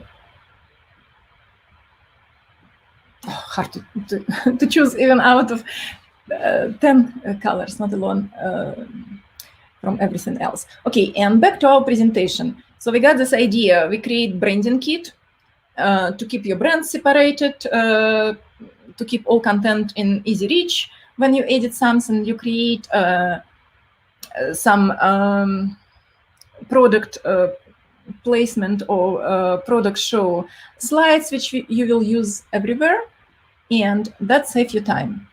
We have a variety of layouts in our platform, as you could see it before. Oh, that's something I forgot to mention. Each layout is optimized for any platform, and we started to move into distribution of this content that you created. On each platform, there are different customs, if you will. So I'm the same person. Think about me as the same product, but sometimes I need to dress differently. So if it's a beach party, I probably want to have bathing suit and cover-ups. If it's prom, I need to have formal, beautiful dress. Same story with content on every social platform. Repurposing, right? My goal, right? So I just talked about how to prepare yourself to streamline repurposing on every platform. Now, a little bit about specific tricks, how to create more clicks on your content in each platform. So basically, you not only need to place your content on every platform and to clearly understand where you want people to go after they watch it, be it your website, be it your Shopify magazine, be it your shopping basket or whatever, or maybe just video on YouTube, longer video, which explains something, because sometimes it's not impulsive purchase. You need to educate your audience first. But anyway, you need to understand platform specific to create content exactly for this platform. And if it's, if it's YouTube, it should be you. It's always you who sells this product. Then you probably need to have your product in your hand or something which indicates its product, and a little bit of text. On YouTube, you cannot have a lot on your thumbnail. Thumbnail is your click-through rate. Your click-through rate only as good as your thumbnail. If people scroll, they should stop, pay attention to your thumbnail, and click on it. Same story on Instagram, something that attracts people attention. What it is about, if it's your live event, I'm talking here about your event. What topic about, who you are and why they should pay attention. Maybe they already know you. That's great. It works on Facebook. Awesome. Date. If it's just an ad that you create, you need a hook to grab your audience. And in the previous slide, the topic and the person who delivers, that's the hook. If it's your ad, you need something to grab people's attention, and you need to do it such a way that it grabs their attention in the first few seconds, because people scroll. They need to look at something, and within 3 seconds, they decide if they want to continue to look at it, if they want to click, and if they want to turn on the sound. So this few seconds happens without sound. That's why you must have some text or captions on your video that is promoting your main content. So that's very important. Next, after you hooked attention and people actually looking at your video, you have like very short time to explain them why they should make some actions. Basically, stuff that works best, you explain them the pain, the results they can achieve with your content or something. In the beginning, if you explain, if you have such and such problem, here's my solution, right? They agree with you, they trust you, what you should do next. So it should be very short video, which has this hook, which grabs them attention from stop scrolling, right? You have something which explains them what to do and call to action. Watch longer video, go buy my product. Whatever this promotional piece is intended for, that's your chance to to actually make them do it. And here you repurpose. So each video that you create, before you create this promo and this intro outro explaining what's ahead of time. After you create, you repurpose your content. You take some parts of the content which sells best and you place them on all the channels. And by all the channels, I mean share on social media, obviously, send in emails, make landing pages and send them in emails, link to these pages. PDF, sometimes you will need to collect leads. And everything that you can see here is supported by our platform. I'll talk first about a little bit more about captions, because you must have captions, and now all social platforms will support captions automatically. But we at Wave.video support it in style. I recorded this video yesterday. My name is Skavish. And it's just plain video. I'm talking in this video. But I want quickly to show how I can add captions to this video and how I can enhance it in a way that it will attract more attention to me, because it will be in few clicks look much better. I go to captions, I click auto captions, create auto captions, and now when I have them, I go to layouts, and I know that first I talk about something, and then I talk about layouts again, because layouts something that I personally love, and it sells the product. That's why I talk about it. So what I do, I cut at some point my video, just pick the moment, and I have this icon, and I click cut, and it's done. Okay, now, first part of my video, I want to have like a general layout, which is just good for captions. We have this bunch of layouts which are great for captions. I can pick any. See, there is a special place for captions down there. I choose this one. And I don't like that it's so, I want it to be larger. And if I plan to post it on YouTube, this format is great. But I don't post small, short videos on YouTube. That's why I go to resize, and I decide which platform I place in my video. If it's Facebook feed, Pinterest, Instagram, it should be square, LinkedIn as well, actually. If it's just Pinterest, I must, so this video of mine is not great on, not going to perform great on Pinterest. On Pinterest, you have to have an object, because Pinterest search engine works, it scans the photo and see if you have glasses, they will focus on your glasses and people will find your video because you have glasses, so take them off. Take the content that you sell, like for example, mirror or something, or other object, and then Pinterest will pick up this object of yours in their algorithm, and people who search for polish nail polish, they will find you in your video. So that's very different from Facebook and from everything else. Okay, let's do square for today. See, right away in one click, I have square video now. I want kind of my captions be not that great. And in terms of size, and probably now I need to make my video smaller. And background, my brand colors, so that one, whatever. The bright backgrounds will attract more attention, but sometimes you don't want this bright colors and too many of the bright colors. So like this. And it's already looks better than it used to be. Next, I probably want to add some effect in between the next part of my video. And I like this spin, I like this swipe. So you can play and see what effects you like. I like spin. Boom, it spins.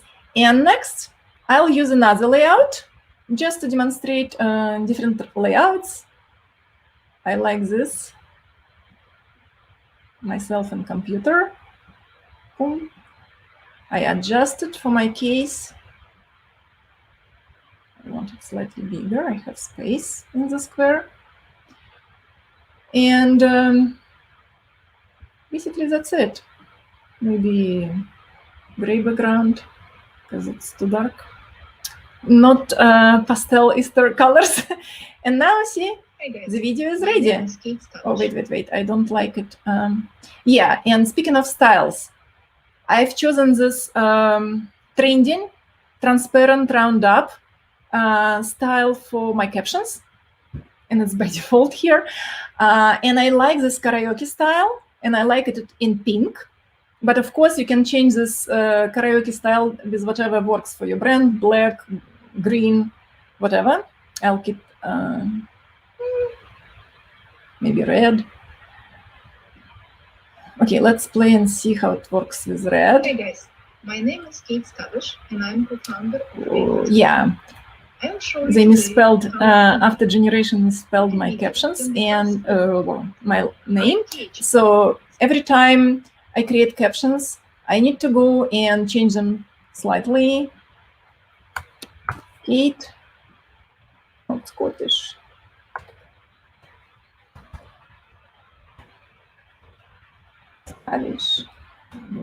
Skavish of Wave.video. That's always misspelled. And you should know if you have your product name and you mentioned in video, go and check how it's recognized most of the time. It's and I'm not trader, I co-founder. But you got the idea. You can leave this work to your AI assistant, and in a few minutes, you actually have this video which grabs more attention. It has text, captions, it has like interesting format which will stand out in your feed and drive more interest and attention of people. And let's go back to my presentation. Video in emails, right? Yeah, it's super easy on our platform to create landing page. Each generated video has a landing page. I created a bunch to show you. It's a product demonstration, and I send this landing page to all newcomers, stuff like that. And I also can go to any of the products and copy paste the code and send it through email. So I see Veronica is back and Tim is back. And that tells me that I probably should stop showing whatever I'm showing. And it has been amazing. There was so much information. I bet everybody could actually create it while they were listening to you. But you've got so many options to do stuff in Wave.video. And, you know, we've used it in our presentation today as well, with our intro and extras and whatever they are. So thank you. And by the way, yeah, I had end screen here, especially for this presentation, when I saved all this information, when you can find me, our promo code for you guys, free promo code and stuff like that. So when Tim is ready, you can show it. It's 15 seconds. Yeah. Oh, cool. Take a screenshot. That was brilliant. Yeah. I love that. I need to do some intros and outros on my lives. I have nothing yet, But I've been watching Anita's, so I need to do something. So thank you so much for popping in and showing us all I can about send you a Wave.video. bunch of stuff that I prepared for here for this presentation. Didn't have a chance to show it, but you can use it. Oh, absolutely. I'll pop it in. Thank you. And absolutely, yes. I mean, this is going on. I'm going to show everybody the videos that we are creating separately so they can follow it step for step, and popping it into my group on Facebook, everywhere. So yes, if you want a replay of Kate's stuff, let me know. #Wave.video, and then we'll send you some replays. But sign up for the $47. Because we have to have people, actually the VAs having to chop the video. Right. So hello. Okay, thank you so much. Thank you. And it was my pleasure, and I wish you guys luck and thank you. with your business. Thank you. More business for everyone. Thank you. That was amazing, right? Absolutely amazing. I almost feel like dancing. I almost feel like doing the Tim a little bit. You do feel like the Tim a little bit. I'm going to take my. So I've got a piece of wood that I put in front of my blinds, so I don't glow. So this is how you do your live very cheaply on the boat. Yes, you get a piece of wood. So write that down, everyone. My hubby Roy says, "What are you doing with a piece of wood on the windowsill?" I go, "Hey, it's my lighting." So let's bring on Mr. Brian Schulman. Brian. Yeah. Oh. Yes.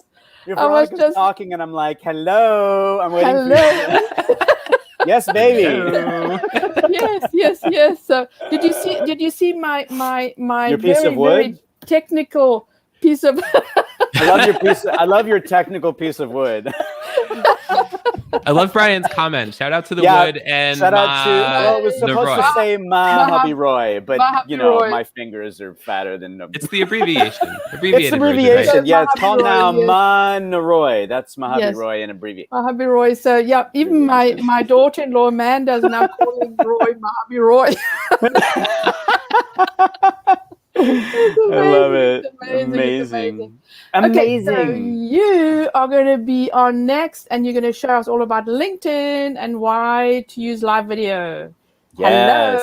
Hello. Just like that. Am I going? Is it just me, or are we doing it together? What are we doing? I'm ready. Let's do it. Yes, Veronica's pointing at me saying, "Go." Yes, baby. All right, fantastic. Well, I am honored to be here with each and every one of you. I am known as the godfather of LinkedIn video, one of the world's top video marketing experts.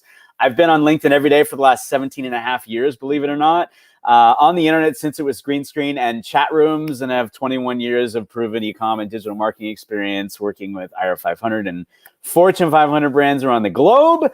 I was actually named a 2020 top 50 most impactful people of LinkedIn, a 2020 LinkedIn Global Leader of the Year for the second year in a row. And I'm one of the pioneering top LinkedIn video, LinkedIn Live creators in the world, sought after international speaker. I love speaking. I miss traveling and love being here with all of you.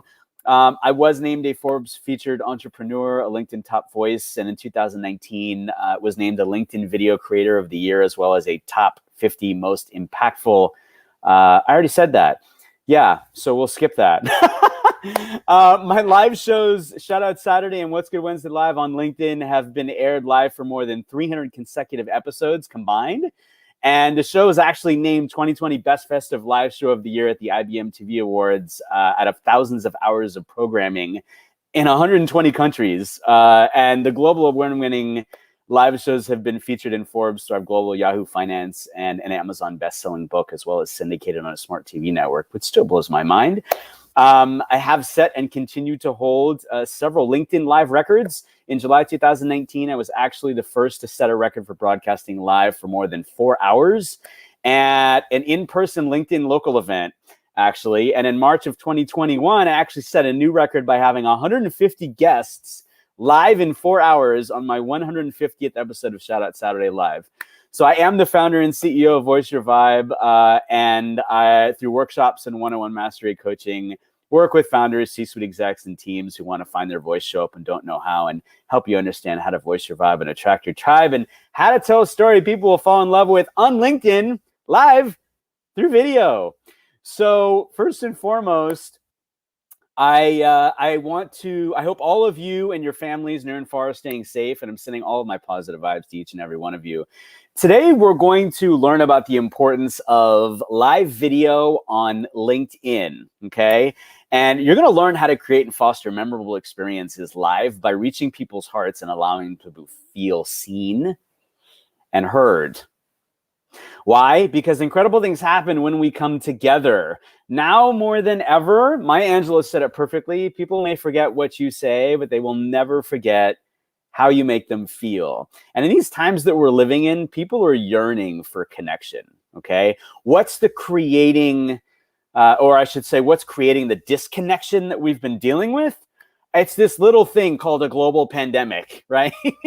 We've been cut off from our normal places of connection. We're not going to work. We're not going to the gym like we used to, restaurants, happy hours, the park, the movies, like events like this event, which probably would have been live in person if we weren't in a pandemic.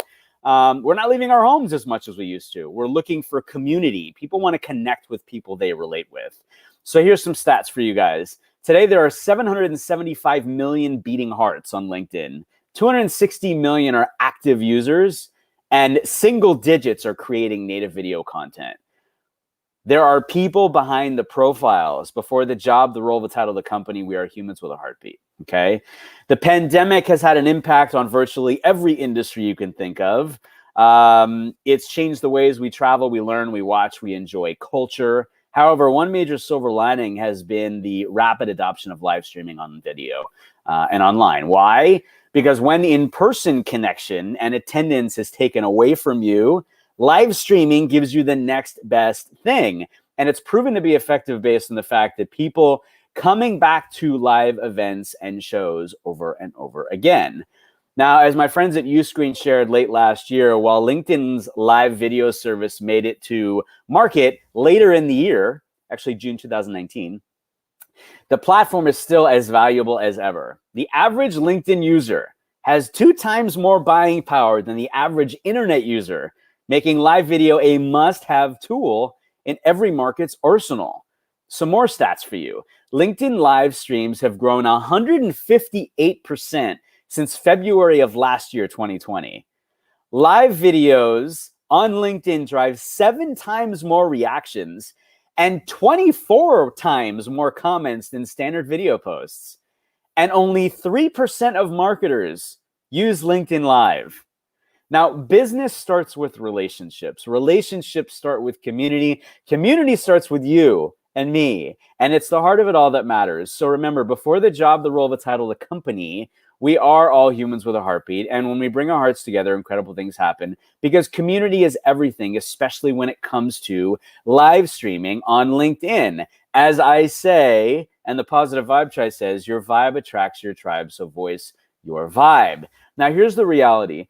People are feeling disconnected. They're living in fear.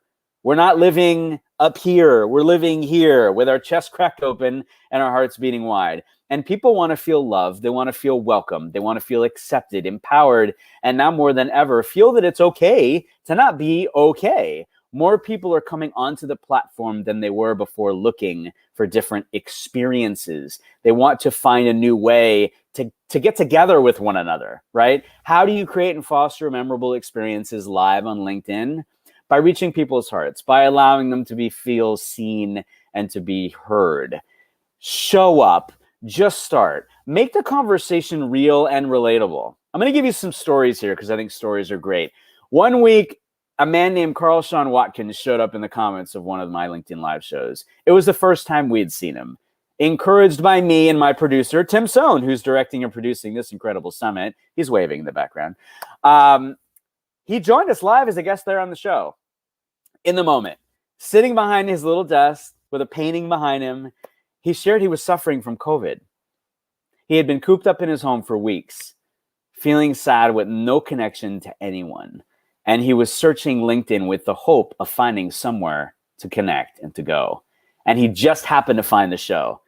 And he shared with us He was a fellow live streamer. He hadn't broadcasted in a while. He didn't have the energy, the inspiration, which had essentially cut him off from his community. We got Carl smiling, dancing, laughing, which he said he hadn't done in a really long time. And he came alive. Carl is a great example of how the community lifts you up. Encouragement and community support are everything. Now, when you create this environment, it allows people to show up and move out of their comfort zone, getting comfortable being uncomfortable, which is when growth happens and when the magic happens. You don't know it in the moment, but it is absolutely happening at that time. I have seen with the encouragement of the community in the comments, for me as a host, they step into this place where they're not comfortable. They're terrified to be on camera. They're adamant they'll never be on camera or have never gotten on camera. They feel disheveled with COVID. Houses are turned upside down. Hair is a hot mess. Kids are running around like lunatics. Animals hanging from the ceilings. Dogs and cats living together. Mass hysteria. You'll know the movie. If you know the reference, you know the movie. But to joining their very first live show as a guest, posting about it, sharing videos, screenshots, and more about their experience that made them feel a certain way. And not only made them feel a certain way, they wanted to experience that feeling over and over and over again. Remember, your vibe attracts your tribe. I was a keynote speaker at Upkey's 500 VIP entrance student program that was global towards the end of last year. There were 12 pages of Zoom of people. Almost every cam was turned off. And I lovingly stopped and called them out. And I said, why? Because we're talking about video. We're talking about live video. And every excuse under the sun was hurled at me through the comments. I can't. I'm out for a walk. I'm in bed. I have no pants on. My 17-month-old is screaming. I'm in my pajamas. You name it, they gave it. And I was dressed as I am today. Business on top. Pandemic on the bottom. I'm wearing sweats, you guys, okay? My hair is a man bun. I haven't cut my hair for a year. And when the hair comments came out, by the way, I literally took my hair out of my man bun, having not cut my hair for 12 months, and I said, this is real. This is what's happening. And literally, what happened next? They were literally laughing in the comments, and on the cameras, they started to turn on page by page, person by person. I made myself relatable. I have to put my hair up because it bothers me. They were all in the same state to some degree. Okay. I've had my moments in this pandemic, guys, many of them. And recently I shared one of those experiences of sadness with my tribe. I showed up as I was. I was vulnerable because my community gave me permission to do so on LinkedIn as I do them. It's not just about community flowing to us and from us. It's about being a part of the community. The reality is your community makes you feel a certain way. They support you. They encourage you. They lift you up. And this is why you show up as well live on video. Showing up for your tribe and providing a safe space for people to laugh, to cry, to feel, and to know it's okay to do so and truly connect with one another is what it's about. Comments are a very powerful way to connect. People make a ton of connections in the comments. Saying hello to one another, just like you guys are doing here. Genuinely checking in on one another, just like you're doing here. Asking them, hey, how are you doing? Where are you tuning in from? Welcome back. Hey, it's so great to see you. You know, glad you could make it. Wouldn't be a Sunday without you, right? True connection. And there are a lot of ways to show up for your community. Now, if you're already established from a live streaming perspective on LinkedIn, here are some quick tips. Create events on LinkedIn, which can be scheduled in advance of the show, just like this event was. Create opportunities to bring your tribe back together and start the conversation and build community. In advance of your event, your community is coming together, interacting with one another, and actually and actively supporting one another, which drives them to show up. It's an opportunity to be seen and heard, which increases their probability that they will show up. Tell other people, stay, and come back again. In just creating this event, you create an opportunity for people to be seen and heard, which makes them feel a certain way. And what creates a memorable experience? How you make people feel. Now, if you're just getting started with LinkedIn Live, here are some quick tips. The above applies as well, but in addition, think about what people had done to reach your heart. Recall a memorable experience here that made it that way. Sure, that moment was about what was shared, but it was more likely about how you felt. So how do you get into people's hearts? And that's the same for those that are established. That's the question you want to keep asking yourself every time you show up live on LinkedIn video. LinkedIn Live, LinkedIn Video. Am I reaching people's hearts? What do they respond to? Be genuine, be relatable, showing up as you. Right? I just showed you my sweats and my massive hair.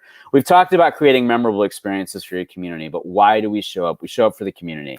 We show up to make a difference. We show up to make an impact by bringing people together, connecting them, because you know you're helping others, reaching others now more than ever. There was a depressed 30-year marketing vet that gave me every reason why she couldn't show up live. House turned upside down because of COVID. Her kids were home from college due to COVID.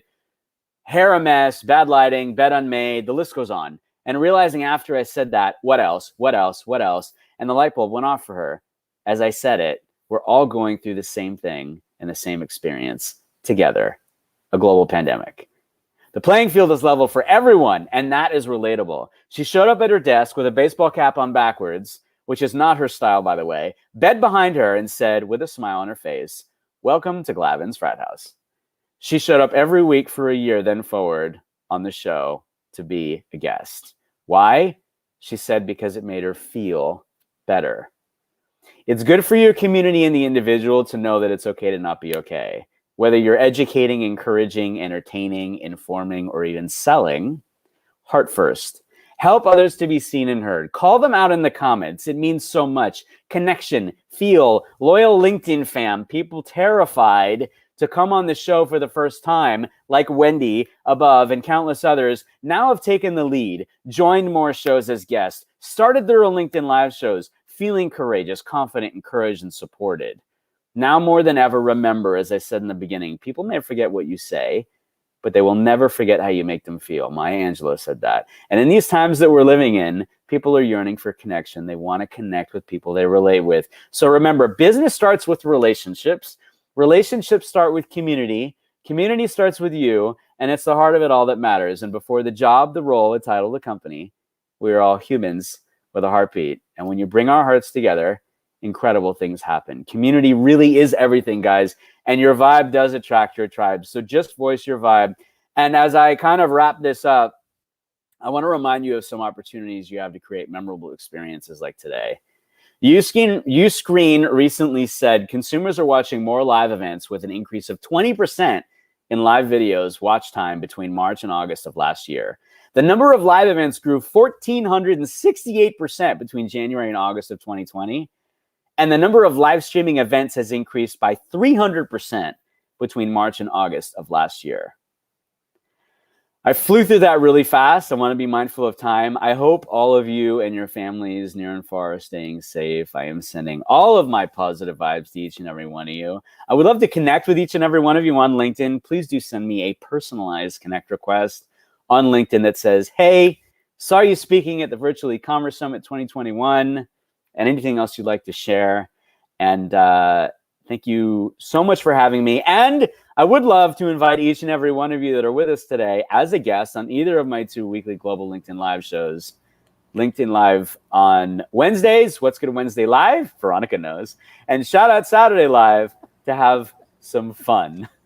Oh, absolutely. Let's dance. Those funness. are funness.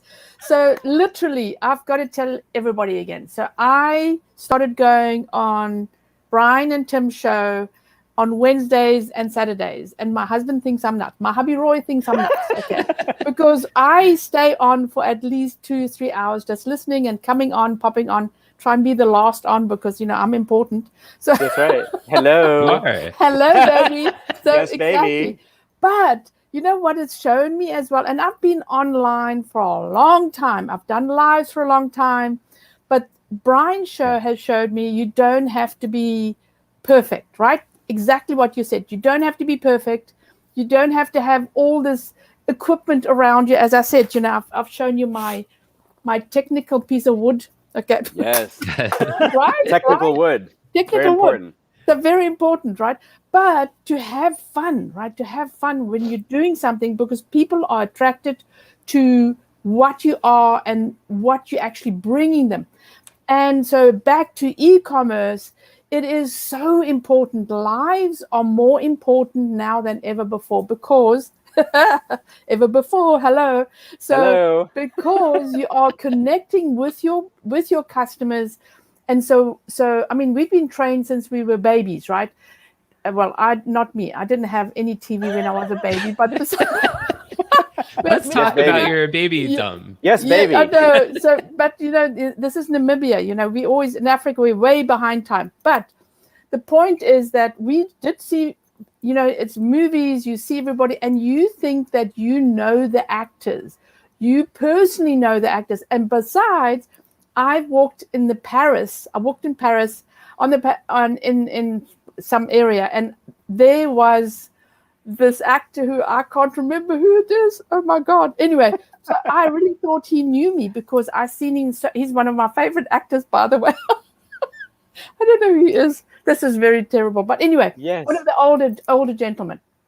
But you see him and you go, oh my God, you know me because I see you on TV. It's exactly the same what customers say about you when they see you online. The other thing is, people forget about LinkedIn, right? People forget about LinkedIn. And now more than ever. If you have an e-commerce store, there are people on LinkedIn with jobs, with money. They like to spend. And this LinkedIn is the only one that can have open on their computers in the office because it's professional, right? Yes. Right? Yes. Right? Yes. I mean, that's the thing. We're not thinking about that, right? We're thinking about, oh yes, it's just a resume and a place to look for a job. If you realize that anyone you ever want to do business with, your customer, your avatar is on LinkedIn. Remember, just because we have a title in a company doesn't mean we're not a human, right? We all have different things that we love. So showing up there, these are people that have business in mind, right? Yes. It's a great place to show up and be you and share you. So exactly. you hit the nail on the head. And even, I will say, Veronica has said to me, she's like, you are literally transforming me. Yes. And you don't even know it. And it's an incredible thing, right? I mean, the shows that we do really are awesome because I will say that underlying tone, right? Outside of the funness and social distancing and the fun filters and all those things, right? Is that you do get comfortable getting on camera and you don't even realize it. And dancing and having fun and talking fun, about baby. and creating a personality, because I have a personality which shines through when I'm face to face to somebody. Yes, Everybody loves me. Everybody loves me. So, well, maybe not everybody, but most people love me. Hello. We love you, Veronica. But we do. We learn. So shining through the video, it just makes it so much different. So I want to challenge everybody to come on Wednesday and on Saturdays and just have fun. And it's exposure, right? It's an exposure. Yes, don't expose yourself, but it's exposure, yes. But I want to say one other thing that's really important here. Actually, two things. One is this, because it's important. You guys heard all the accolades and all that. Here's what you didn't heard. I'm a little tired. You'll find out why in just a second. Shout out to herding. Shout out to the herding of Tim and Veronica and all these speakers. I was a pound-and-a-half miracle baby in the 70s that wasn't supposed to live, guys. I grew up with a neurological disorder called Tourette's syndrome, which are uncontrollable tics and twitches. I was bullied. I dealt with a lot of adversity growing up. I was not this human you see in front of you. It took a long time for me to get comfortable figuring out who I was and get comfortable in my own skin. I want you to know that, because all of those accolades that you heard earlier, it's the what happened before that that's important. Because if I can do it, you can do it. I have literally had to learn everything from scratch. I've learned so much from so many people, including my amazing dear friend and producer, Tim. And, after 1,000+ videos on LinkedIn, over 300 consecutive shows plus, I've grown and learned so much. You don't have to know what you're doing to start. You just have to have the courage to start. And that being said, I have a really, really big announcement that I want to share. And this is where I wanted to announce it. And Veronica, this is it. So you guys, I have just launched my e-commerce store. There is a QR code in the top corner right there of the screen. And if you click on that QR code, it will pull up the website. Just pull out your phone, put your phone on that QR code right there, and it will pull up the site. that you see right now on the screen. I need to give huge love. Wait. huge love to Nakoshi, my new partner. I have just signed an influencer deal with Nakoshi, who has created this website, this e-commerce store. Guys, the e-commerce store is live. So if you are part of the Positive Vibe Tribe, who has been literally asking me forever, when are you going to have swag? It is now available. You saw t-shirts, you saw baseball tees, you saw hats in multiple colors of sweatshirts. There are stickers. There's more to come. But I'm super excited to have launched this today. And Veronica, we literally were burning the midnight oil to make sure we could get this done for today. This is amazing. Yeah, I mean, it's easy to get stuff online. You can start small, right? Start small, get something online, and start doing it. Yes, it is. As I said, it is so easy to actually do. I'm trying to load it. I need swag. Yes, but I know. Yes, right? Here we go. Just remember too, right? Again, it's not about perfect. No.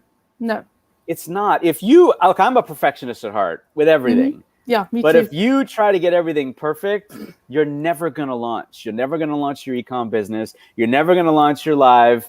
You're never going to do anything, right? I mean, look at what Amazon looked like when it launched. It was horrible. Yes. It was like, you look at it and you go, really? How did you did that? Of course, because you just got to put it out there, right? Yes. If all you had was your product and nothing else, just blank, it's there. People can buy it. That's what you want, right?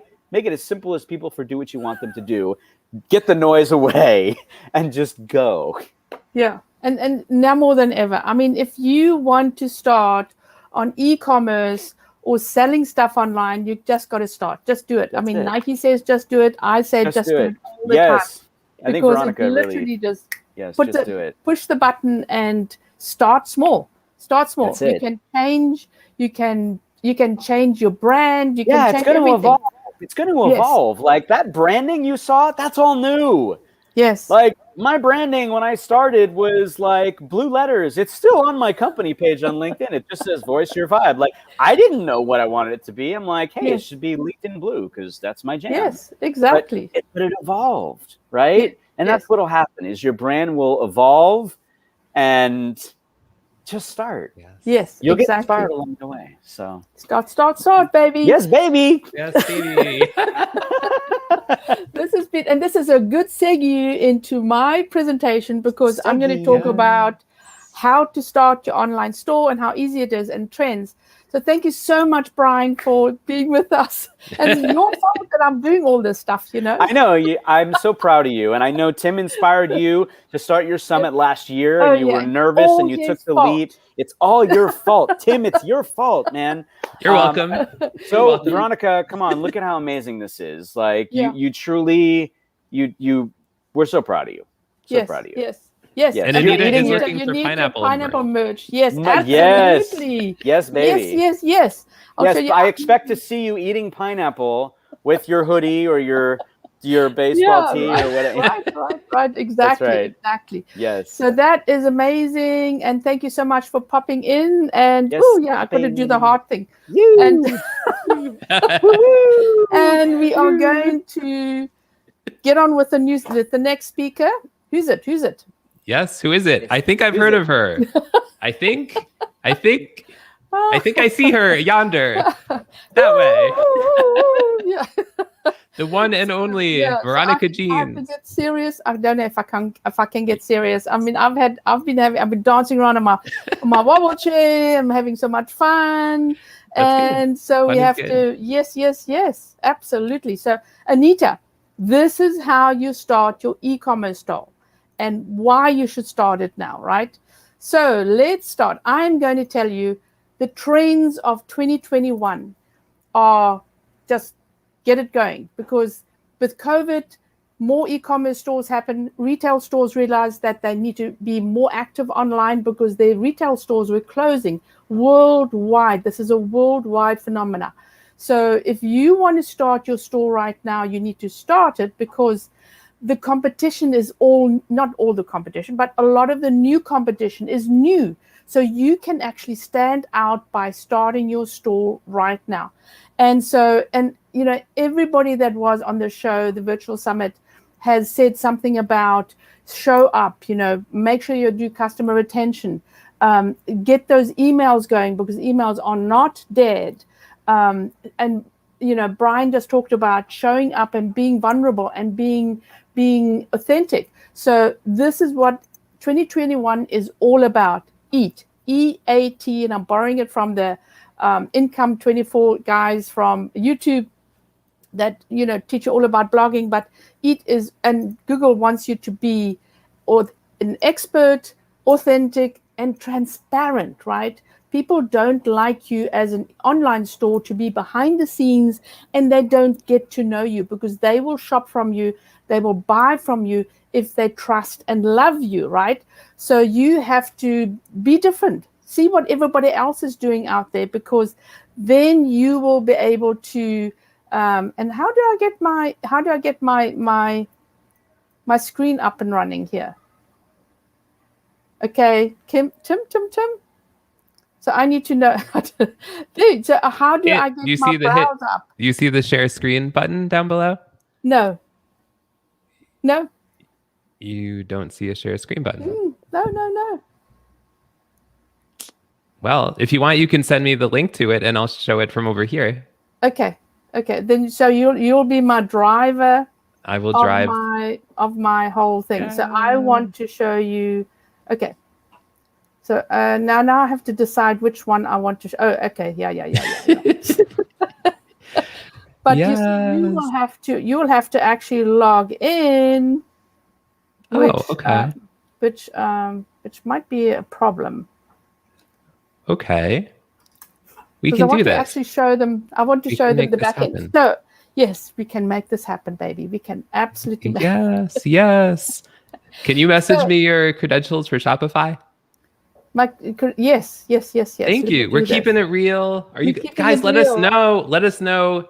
What do you think of this summit? Hasn't it been amazing? All the amazing speakers, all the amazing May King down in the green room. She's having a blast with her cap on and her tea and all the things. Yeah, and it's just amazing, right? And so what it does is it does a two thingy, you know, everything these days does a two-step authentication, which I advocate everybody to actually have on their account, because so many accounts get spammed. But while Tim is getting that up, so I can only show one store, I want to tell you how, and I'll show you in my store, literally live, how to get your store up and running. Yes, and you should now have a code on your mobile device. Oh, yes, here we go. Okay, 420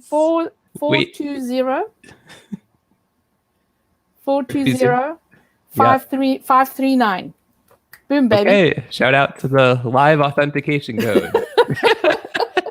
So I was just doing this on the fly with because I changed my whole time when I was going to be on.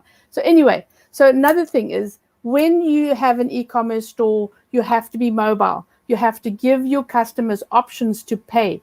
Do you know there's Amazon Pay? They can actually have a button on your store that they click on, and they pay with their credit card on Amazon. So you're not responsible for anything, right? So can I actually show anything on here? Can I click you'll have to tell me where you want to go. So you're going to drive this? This is so cool. Yes. Okay, so this is actually, how can I do this? Okay, go to apps. So anyway, go to apps, and then I'll talk about how easy it is to get something online. So easy. Shopify, right? Once you get a Shopify store up and running, Shopify will allow you to connect to different avenues. So we saw that Brian has his merchant stuff online in a store, which is amazing, right? Shopify does the same thing. So Tim, if you click on Printful, click on the Printful here under Pinterest. Yes. So And then, so from Printful, you can have T-shirts, hats, all the other cool stuff. Okay, products. I'm not used to clicking by myself, right? I need to click. No. They're not products. Actually, go back. And it will be new order. Let's do new order. See, I just know how to click. I don't know how to do this. If somebody else is driving the train. Okay, new order. Boom. Okay, no. Okay, I don't know where to go. Hang on, let me go in mine, and then I can show you what to do. But as I said, it is so easy just to add an app, and then you can go to see all the products. See all the products. Let's see here. My Printful warehouse products. Yeah, you should be able to just go to products. Just click on products. Let's see if you're clicking on products. I'm driving my train. Not my products. Go back. Back. No, not those products. Go on the app and then go on to products. Yes. No, man. In Printful. Printful on the app. And this goes for all of those other ones that I have in there, but I'll just show you Printful. Go in products at the top. It says my Printful products. Boom, baby. You see here. So now add products. So now this is what I want to show. Now you can actually get your T-shirts, your hats. I mean, they have things like pillows and books and even canvas stuff. Why I like Printful is because they are US and Europe based, and they only deal with their own printing shop. They're not the in-between guys. So if you go to any of the other apps or print on demand places, they have different types of printing shops. And so you don't know the quality. Obviously, you have to check the quality. So here's, you will add your design onto your store. And so, Tim, go to my products. No, on the left-hand side, under orders, right at the top. You're going to know Shopify by the time we're done, baby. Okay, products. And then scroll down, or up, down. On the, go. There you go. Okay, click on the mug. Boom. Okay, so this mug I ordered, I put my design on it, and I actually ordered it through Printful. They automatically put it onto my website. I didn't do anything. And obviously you have to change the description, by the way. And you learn all that in my courses. But this is where you can add the images, and you can change the product, and they give you a pricing as well, a suggested pricing, so you can price it any way you want to. And so, and that add the weight, to add everything. You don't have to do anything except get your design up. So go back to apps. And we go to Spocket. I wonder if you can go into Spocket. Okay, go and have a look at Spocket. So at the bottom, so we've got Oberlo, we have all sorts of weird and wonderful places to go, but I like Spocket again because it's USA based. Click on Spocket. I don't know if it's going to open for you. And it's got even more products. So they have clothes, and they have jewelry, and they've got, I mean, all sorts of things, right? So you can actually literally sell anything you want to. They have my most favorite, absolutely wonderful daughter-in-law, Amanda, has a store, and she sells cups and mugs and notepads and pens, stuff that her clients will want to buy from her. And it just adds that extra little thing to your services. So she is a VA, she's a social media manager, she's a project manager, but she sells stuff on her website as well in her Shopify, because it just gives her that little bit of residual income that she can offer her customers. So you don't have to have a product to actually sell anything. You can sell somebody else's product. Obviously, I have a lot of my clients sell their own products and are very, very successful. But, if you have a boutique, you're selling somebody else's product. So you're selling somebody's clothes, their bags, jewelry. You got to think about your e-commerce store as a boutique that you can utilize and selling anything that you want to. So let's go to, okay. So the next thing is, okay, tips, very easy. If you pop my link on there, this is how easy it is. You go on my link for Shopify, you actually set it up, you have 14 days free trial, you set it up, and immediately it'll pop in, you get your name, you pop in, and you can actually register your store. From then, because you're doing it through me, I know what you're doing because you pop up in my partner account, and I will be able to help you if you need help. You can do it by yourself, no problem. But also, you are connected through the partner account to actually open up your store. If you have a store and you haven't looked at these options, even if you are selling something, I have my puzzle lady is actually selling. So her audience, she's got two types of audiences. One of her audiences is weddings, right? She sells these big pieces of puzzles where when you're at a wedding, you sign them and you collate them, and they can make a picture, a big photo or picture out of it. So she also sells bags and stuff for, what are they called? Bachelorette parties, right? But so that she's added just another little string to her store, although her store is mainly just about puzzles. And also, so one of the, we were talking about one of the, Stephen is at 12:50, so I've got some time. So one of the actual options that we're talking about is marketplaces. So when you are selling your product, you can have different marketplaces. And what that means is you take your product and you are able to push your product onto Amazon. You're able to push your, see if I've got it here. Yes. So I've got Amazon, I've got Facebook, I've got Google. You can push your products onto Google merchant account, right?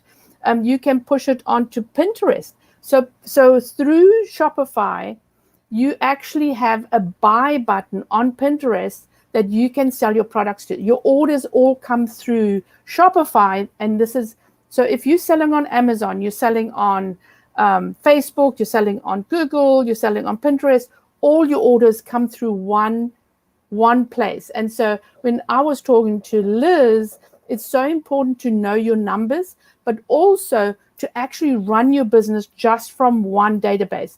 And so if you have an Etsy store, you can actually connect your Etsy store to Shopify now. We have an app, which is amazing. That has not happened since the newest thing since the pandemic. And so Shopify have added so many new things to Shopify because, there was a bigger need and everybody was clamoring. As I said, I had a boutique. I do still have a boutique. She was mainly on retail. She was doing really well on retail. The pandemic hit, nobody comes into her store. So suddenly her store was important, and she's actually making more money in her store online than what she did retail. And believe me, she does really well retail. So she's practically nearly in the $1 million club, as I call it, right? So once you're in the $1 million club, that your turnover is in a year, then you get so many more options on Shopify because you've got the volume and you need the bigger capacity to actually run your store. So if we have Staples on Shopify, we have Oprah has a store on Shopify. It's incredible the size of the stores that you can actually find on Shopify. I didn't know, by the way, because I did some research and I found that out. So anyway, so it is extremely, sometimes, I say it's easy. Sometimes it is a little bit confusing because you've got so many options to actually add your products to the store. I do have a course. Actually, I do have a course. Which I was going to show everybody. That is 30 that I created because I used to get the same questions from my customers all the time. How to set up your shipping, how to add the marketplaces, because you have to have accounts in the marketplaces to be able to connect. You have to have a Facebook page, a business page to connect to Shopify. You have to have an Instagram business page to connect to Shopify. You have to literally be in business to connect to other marketplaces as well. And if you have an Amazon seller account, it'll cost you, I think, $32 or something a month to be able to sell on. Yes, that's what I have to do in my online store. Still not selling a lot online. So yes, so the problem is so now you have your store, and how do you get the customers to your store? If you utilize all these other marketplaces, it's like going in and Walmart says, hey, you can sell, or I have a customer now in Whole Foods. They said to her, okay, you bring your products, you put it on our shelf. She's selling more in Whole Foods than on her online store, on her e-commerce store, because they have customers coming past and buying, right? So Amazon, Facebook, all these other places are similar. So you renting space on Amazon so people can buy from you. Have a customer has one product, literally one product. It's a log lighter. He sells 3 to 4 a day on Amazon. Sometimes nothing, but he does get those sales because he's not doing a lot of advertising, by the way. But if you show up, if you do your email, you do your showing up, you do your lives. Live these days is so important. You make sure that your SEO is done on your store, so Google can actually show and present your store onto the front page of Google. If you're doing a lot of movement on your store, which means that you're adding more information, you add your FAQs, your shipping is all right, you're adding blogs. Okay, I love to talk about blogs because blogs are so important. It's information for your customers, and you're showing up with something else for your customers. So blogs, and so everything, as I said, everything is in Shopify. Your blogs, your website, your shopping cart. It's easy just to connect to the payment system, and you are approved for any credit card that you can think of. Amazon, Google Pay, Apple Pay, all sorts of pays. Crypto, right? Crypto is a new thing that people are shopping with. So it is, I know it's easy to set it up, and then they go, hey, now what about my customers? That's when you have to start doing stuff online and showing up. And if you're doing it organically, you can only grow organically about 2%, 2+% on Facebook, maybe even lower nowadays, but there's lots of competition. But if I have had customers that they didn't have money when they started, they just did what I told them to do on a regular basis. In my workshops, I have a Monday workshop and a Wednesday workshop. Regularly, I keep smacking that, that word pay. You got to do it. You got to do it. You got to do it. And literally, here Donna Martin said it was literally like Donna Marth. She said it in 10 months. It was literally like opening the doors, and her customers were streaming in. But she did do what I told her to do. Right? She did show up. She did do the blog. She did do the social. And so, and the emails, right? So if you have to be omni-channel these days, you have to be everywhere. You do not know where your customers are coming from. They could be on Facebook. They can hop onto LinkedIn. They can hop onto Instagram because everybody's on their phone, right? So it's easy to hop on everywhere because they've got the apps. So if you show up in front of them all the time on a regular basis, consistently, you will get the sales. And I've seen it. I've just launched Maggie Cummings art.com. We launched a week ago Friday. She had 5 sales on the weekend. But what did she do differently from somebody else that starts and doesn't get sales? She did her pre-launch. She was for December, January, February, March. We just launched 4 months. She's been telling her customers, hey, I'm here. I'm going to be online. Here are my products. What do you think? And keeping in front of her customers, that's why she launched successfully. And she sent that email out.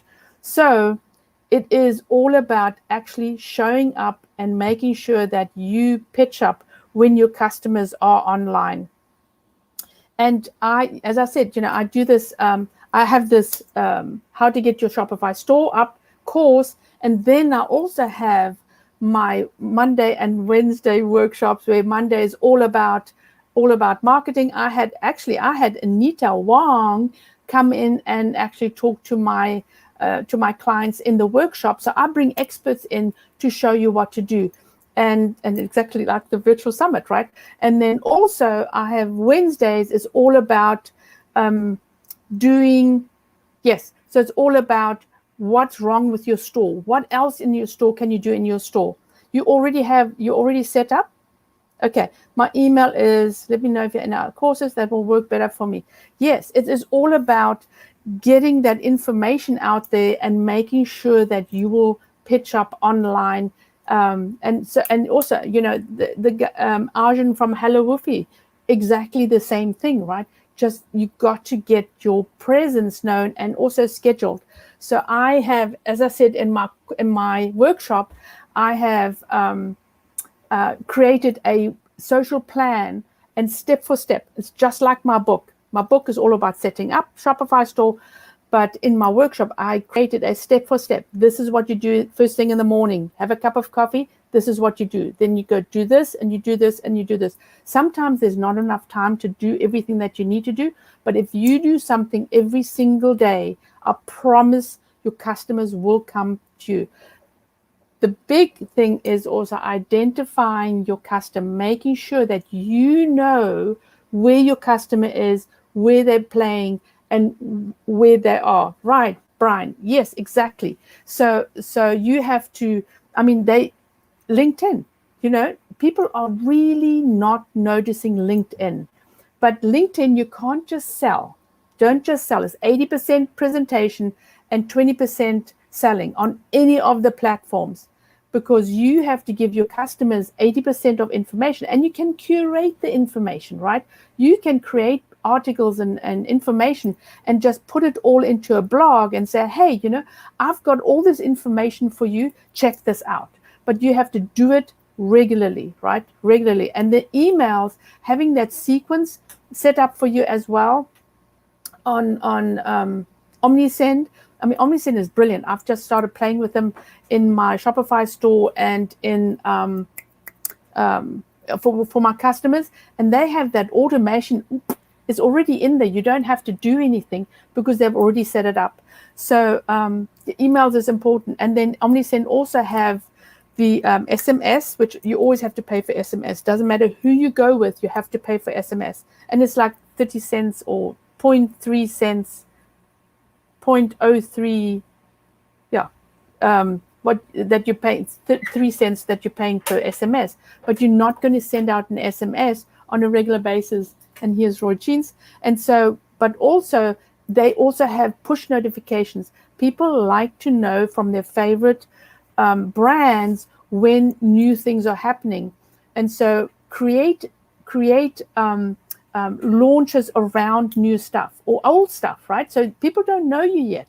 So you want to get new customers, create a launch. Just say, hey, I've just set up my website, and utilize your personal page, your personal Facebook page as well, and say, come and look at my website. I've been doing this.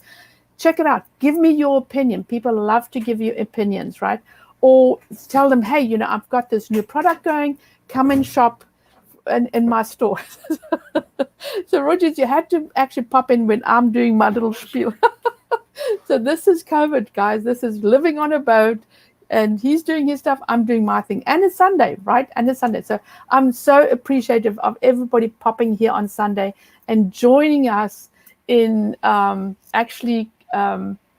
listening to all our amazing speakers. And there was a little bit of space for me as well. So we have, so come on, Tim, I'm finished.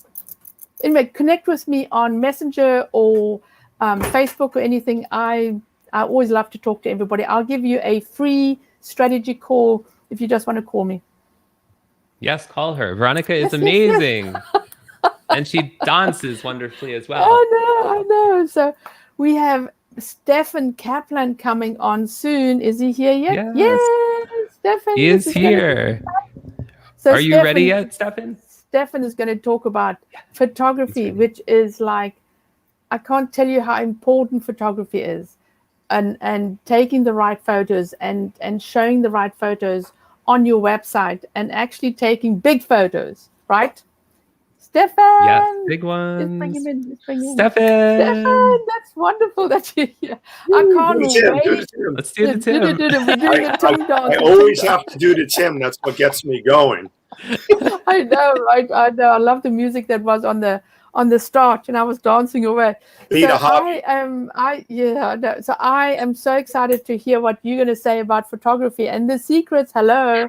So it's going to be amazing. Veronica's been building up this pressure on me, man. She's like, I've never felt pressure like this before. The secrets of photography, not photography and social media or social media, but the secrets. Oh yeah, I want to know the secrets. Everybody's secrets. Well, the first things first. I got my lighting right today. It's the right time of the day. So God bless you for bringing me on at this time of the day. Because the lighting's great. I don't need any artificial light. Like I always say, if you can use natural light, use natural light. This is coming from the windows in front of me, so I don't need anything. I promise you I don't have washing machines behind those closet doors. But usually I have something up, but it's nice today, so I figured I'd let you guys enjoy the natural light. Yep. Thank you for doing that as well. Yes. Well, I'm 3 minutes early, so I'm going to. Should I take advantage of those extra 3 minutes? Absolutely. Let's go for it, baby. I'm hoping that this is going to work. I want to share them, so let's hope that it all goes the right way. So the first thing that I'm going to want to share here is I'm going to go to share screen, and I'm going to pull up this one first, and let's see how this works. And okay, and go way up to the top here. How's that looking? We're going to go out of that and into present mode. And hello everyone, my name's Stefan Kaplan. I am a social media and visual strategist, a live stream producer. I do social media coaching, and there is all my information for all of you wonderful people watching today. Thank you for being here. I am also the producer of my own show now called the Spin It Social Hour, which debuted when the pandemic hit, and it is basically out there to help photographers every 2 weeks on Thursday nights. This Thursday, a new show where I am putting everything out there about photographers to help the photo community. So please join us. Anyway, one of the things that I want to get to here we go. Let me give you a quick introduction to my show so you can see what I actually do. Here we go.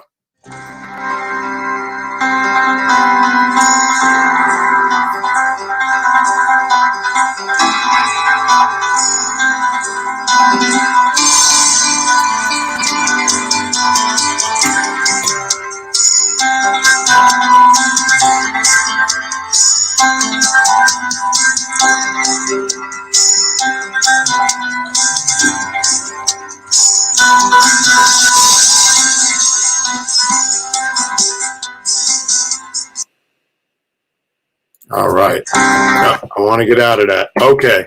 So I am here today to inspire you to create things. Now, we've been listening to great speakers for 2 days now, tell you all about products and how to get more customers online and everything. And I am all about that too. But one of the things that I want to bring into the equation here is a little different, but I want to inspire you to create wherever you go, because your timelines and everything about you, your branding, is not just about putting everything about there, just about product photos, but you want people to get a slice of life from you. You want people to get a feeling for you, and you want to document life around you as well, because you want to be able to show people a part of yourself and your business and your community and everybody in your life within reason. So you want to create everywhere you go. And by doing that, you're creating your own stock image library for not only your products, which is one part of the equation, definitely, but also about life, because people want to get to know you better, and you are your brand, right? So one of the things that I also go by is this motto here is create what you see, create what you feel, create what you've never seen, just create. That is what my life is about. And I always am about doing what you love. And I know all of you are, because that's why you're here, because you're entrepreneurs with small businesses and beyond, and you do what you love. I want you to create your own magic. I want you to have big dreams and ideas. I want you to inspire joy, creativity, kindness, understanding, and love in this world. I want you to grow into your own creative wings. I want everybody all the time online to always be kind and necessary. And I want to spread the love about the creative feeling that I have. Love, choose love, live life colorfully, and believe, never give up, and hope. There is always hope that we can all get better with being creative. So one of the things that I wanted to show you by going through those, by that street art that I found and everything that I've documented throughout my years, is all of this is my own work done with my smartphone. You can do incredible things with your smartphone these days. I mean, they are built like they are your personal laptops in your hands now. You can do everything and more with your smartphones. So what I've done here is I've created stock imagery that I can even do a presentation with. I led you up to this point just now with all these photos that I created by finding this street art throughout my travels everywhere I go. And as we open up, and as we start traveling again here and there, even road trips, you will find many things. Do not pass them by. Find them, document them, and use them. Okay? I want you to make magic every day. I want you to own your magic. Like I said, I will continue to emphasize that. I promise you that's the last time, though, throughout this presentation. Now, one of the things I want to get into right away, you can't do any type of photography unless you understand the essentials, top tips. You have to get inside of your camera settings. You have to know them really well, okay? Now, there are phone settings and there are camera settings. You want to go inside the camera option and you want to find your camera settings. The first thing I want to teach you guys to do and to live by is to turn off your flash. Please. Most smartphones, almost 90% of them or more, do not have good flash. I'd go as far as 99%, but I don't want to exclude everything because there's always new options. So turn off that flash and use natural light. Tap your focus on your phone. You want to learn to tap focus. When you take a photo, you want to learn to tap the screen and focus on what it is that you're looking at, because although the sensors are phenomenal in your cameras, you do not, in your smartphone cameras, you do not want to rely on them all the time that way, because when you shift, it will shift and you will lose the focus and you will end up with blurry photos, and God knows we don't want that. And then also you want to learn about portrait and live focus mode, and you want to get close and tight on subject matter, but not ultra close, but within reason, so you're not taking what I call tourist photos, which is standing 10 or 20 feet back. Please don't send me hate emails over saying they're tourist photos, but I'm trying to bring you guys into the new way of doing things and doing great photography that way, okay? So get up close and tight, but not ultra tight. So here's some quick tips that you want to quickly grab onto when it comes to doing things better with your smartphones. You want to get a pop socket. Of course, mine broke off yesterday, so I don't have one right now. But you want to get a pop socket, and that's the part that would normally attach to this little gadget right here. And you'd then be able to grip your phone with your hands and your fingers properly when you're holding it to get photos at certain angles, okay? Of course, mine broke just yesterday. You want to have extra battery chargers. I always have great battery chargers. They don't cost a lot, but I don't know what's a lot, $75, $80 for a good Anchor battery pack to me is worth every penny.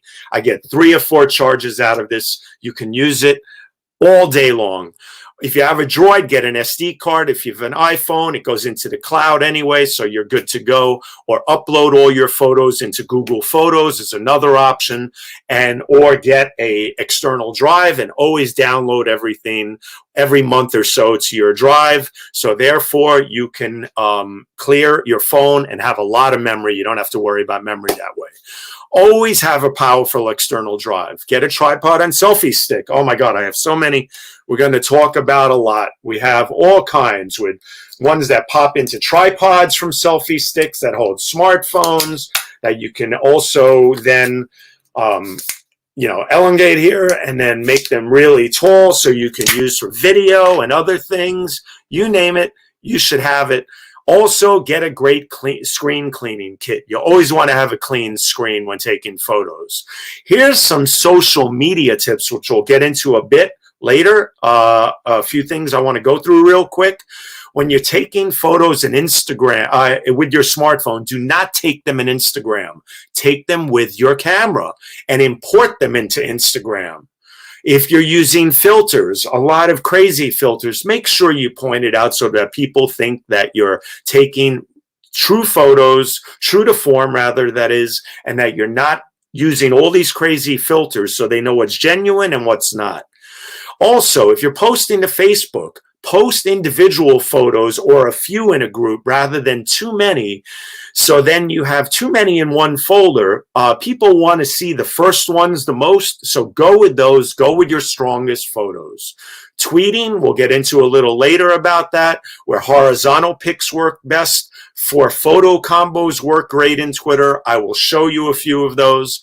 And then group posting, if you have to group post to different platforms, use IFTT. I like to use the native platforms the best. Favorite apps. Snapseed is a must-have. Some of these others are things you can fool around with, including SparkPost. I will show you something like that. This was created in Prisma, actually. In IMG Play, and then played around with a little more with a couple of other options. But you can create anything you want on your smartphones. And let me tell you, it's been one hell of a day today putting this together. But let's go on here. Simple must-have gadgets when it comes to using your smartphone. You want to have all kinds of tripods. Like I said, I have little ones like this one here on the screen that you can use and put your phone on. I have ones that I showed you just before. I have others that pull out in all different directions for longer results. You name it. One of my favorites is a U-Zoom. I love my U-Zoom because it does all that I said it would, which is a tripod and everything else. Okay? I'm a gadget nut. But one of the other things you want to do, and you can get these for really cheap rates now, but you want to go for one in the middle of the road, is a good light box. You can do all types of product photography, and it comes with all sorts of back screens, all kinds of backdrops, that you can use in different colors there you see on the side, that you could do great product photography with. But I want you to learn about all around use of your smartphones before you get into all that. But you can get these for as low as $18.99 on Amazon. Okay? I wouldn't go for the cheapest. This may be a good one. You could try it, but I would go for one middle of the road here.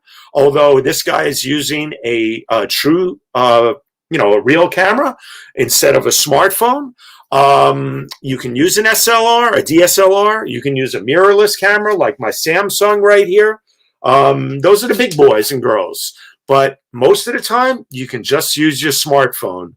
So you could get all those types of gadgets, have them at your disposal, and like I said, all types of tripods, including ones that flex.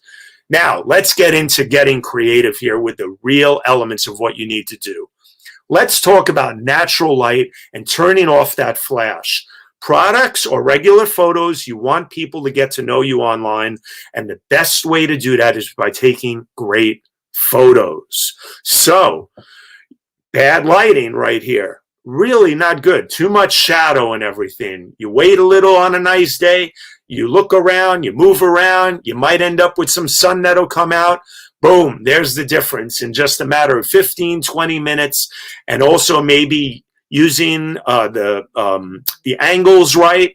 If you were traveling and you didn't have the right light, well, you might go back the next day, or you may just pass and go on to the next destination point and keep your family together and everything else, because nobody wants to wait for you for a whole day, right? But let's talk about natural light in other places too. Look at these two photos here, one taken in a museum, one taken in another natural setting, upstate New York that I went to, this beautiful mansion. You want to use natural light. Why would you use flash here to illuminate everything in the room when you want to get that beautiful color and feel to where you are? This is what it's about. All done with my smartphone, folks. The sensors in it are so incredible. They balance the light so well. And I will show you other tricks as we move on here, okay? Use the natural light in beautiful lighting outdoors too. Soak up the colors. They're there for you to take these beautiful photos with. At night, keep that flash off. Why would you flash out?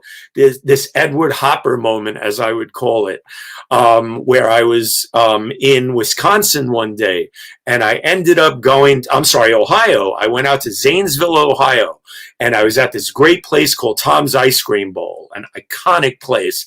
And I took this holding my smartphone ultra tight. You want to develop a steady hand and just use the natural, the ambient light here, given to you by the lights in the place and the neon. Beautiful, right? Same thing outside the Metropolitan Museum of Art. No flash, no extra lighting, not even a tripod here. I handheld this, laying on my back, and I got a great angle with all of that beautiful light on a crystal clear night.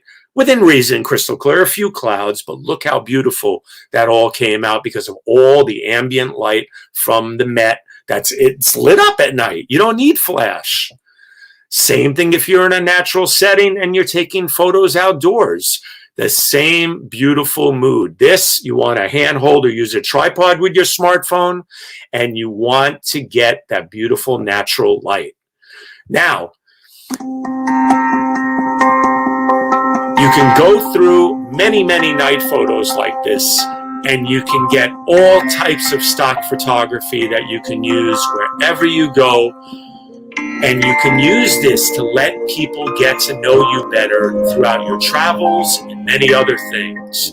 Because it's not just about putting out product shot after product shot. I will argue that personally, as a photographer and as a social media strategist, number one thing you want to do is get people to love your product, but you also want them to get to know you. And by doing great photography and learning all of these wonderful things, including how to do great night photos, you too can do beautiful stuff like that. So you want to also get up close and tight.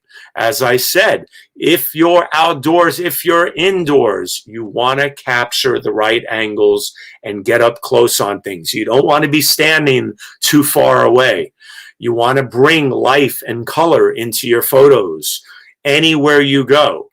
Now, let's get to the camera settings, okay? Because that is one of the things you have to know before you get to any other level. If you don't know how to set your camera, your smartphone cameras, then you might as well pack it in, because even if you want to do product photography, how can you do that unless you know the right settings? Let's dig in. So we're going to go through selecting format and resolution within reason. Take screen grabs of this because I'm going to move through this because we have stuff to cover here. On the iPhone, you want to go to the camera settings and you want to find high efficiency, not most compatible, but high efficiency, because that will give you the highest res photos. Most compatible will scrunch them down. You don't want that. The camera settings on an Android, you want to find full resolution, or on the Google Pixel, you want to find the highest resolution as well. Okay, no sense in taking mediocre photos. You always want to keep HDR on, high dynamic resolution, okay? On the iPhone, on the on the XS and newer, you want to find the HDR setting, which is right on screen now. On the older one, on the iPhone X, you want to go into Auto HDR where the arrow is there and find Auto HDR, okay? Take a screen grab, snap this, find those features, like I just snapped my fingers, and always have HDR on. Android, right there, apply when needed or always apply. Please, always apply. Tap screen to focus. Like I said earlier, folks, You want to tap screen to focus. Focus, focus, focus. On the iPhone on the left, you will get a yellow square. Tap that, make sure you're focusing. Android, a circle, tap that, make sure you're focusing. Let's get to mobile editing tools, and let's talk about some of the things inside of your camera that you can do without an extra app. You want to get inside the camera setting. And when you go into the editing mode, you want to find what's called auto adjust. You want to try the auto adjust, okay?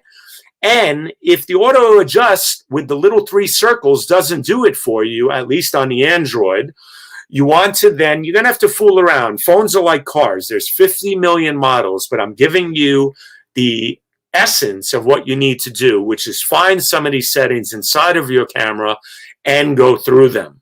So you want to find, they have different filters. They have warm, cool, all these different filters. Play around with them. Try them out, okay? And then there's brightness, and there's contrast, and there's saturation. You want to play around with all these things because the end result will be beautiful. You don't want to oversaturate, and you don't want to use too much contrast. Always just little increments, okay? Now, let's get creative, even more creative. Let's talk about using shapes, sizes, and colors when it comes to doing things, okay? You want to use shapes. You want to look for things when you're around, whether it's with products, whether it's with the exteriors of windows and your store and anything, or even outdoors, as I said, when you're walking around, to be able to bring up conversation. In social media, you have to have and document life. Find the color in things. Never pass a sunset up.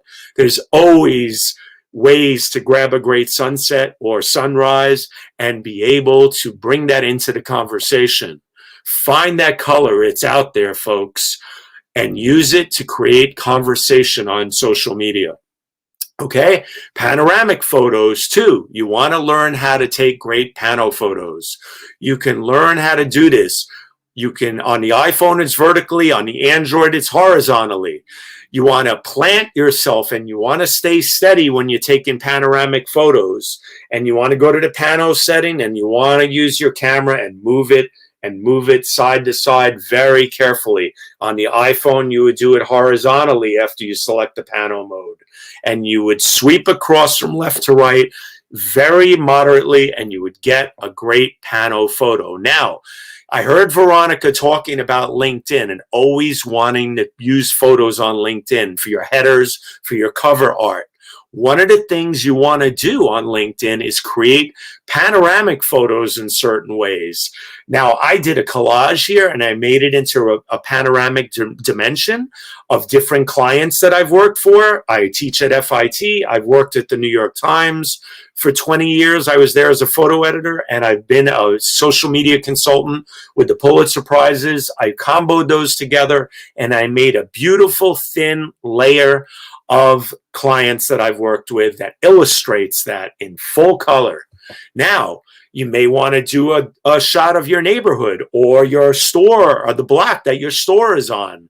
Well, you can do that with a beautiful pano photo, and then it'll place perfectly into LinkedIn. Do not capture moving objects with panos. They will not work. They will break up. You will get really sci-fi type of photos like this, and you don't want that, okay? All right. You want to also learn to play with live focus portrait mode. Live focus on Android, portrait mode on the iPhone. Because you can take great selfies and other things, and of products and of things outside, but they will take beautiful focused photos in that mode. And then you can get in there and use the filters and create all types of things. I'm a nature nut, so I wanted to show you nature things here because that's what I do a lot of photos of.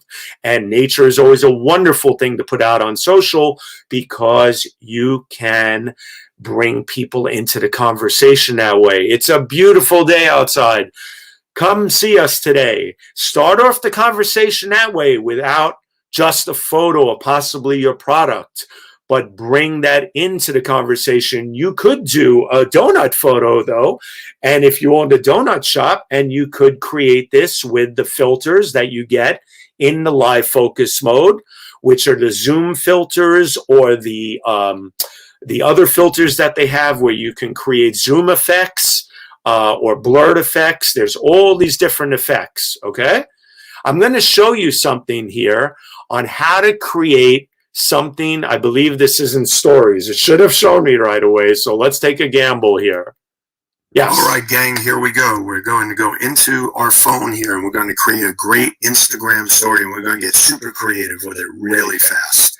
So we're going to go into our gallery where we've taken a photo, and we're going to find that photo just like this. And I'm really feeling spring. So I'm going to pull up this beauty I took yesterday, and I am going to then share it. And I'm going to go right to my Instagram app right here, and I'm not going to select feed. I'm going to select stories. Boom, it's going to pop it right into Instagram stories, perfectly sized. And then I want to start creating. Many options in Instagram stories, but one of my favorite things to do is to grab the stickers right away and just start creating. So I'm going to do a search for love. I'm going to hit the search bar. It's going to bring up all these options. I love these hearts right here. I'm feeling these hearts. I'm going to put them right here by the branch.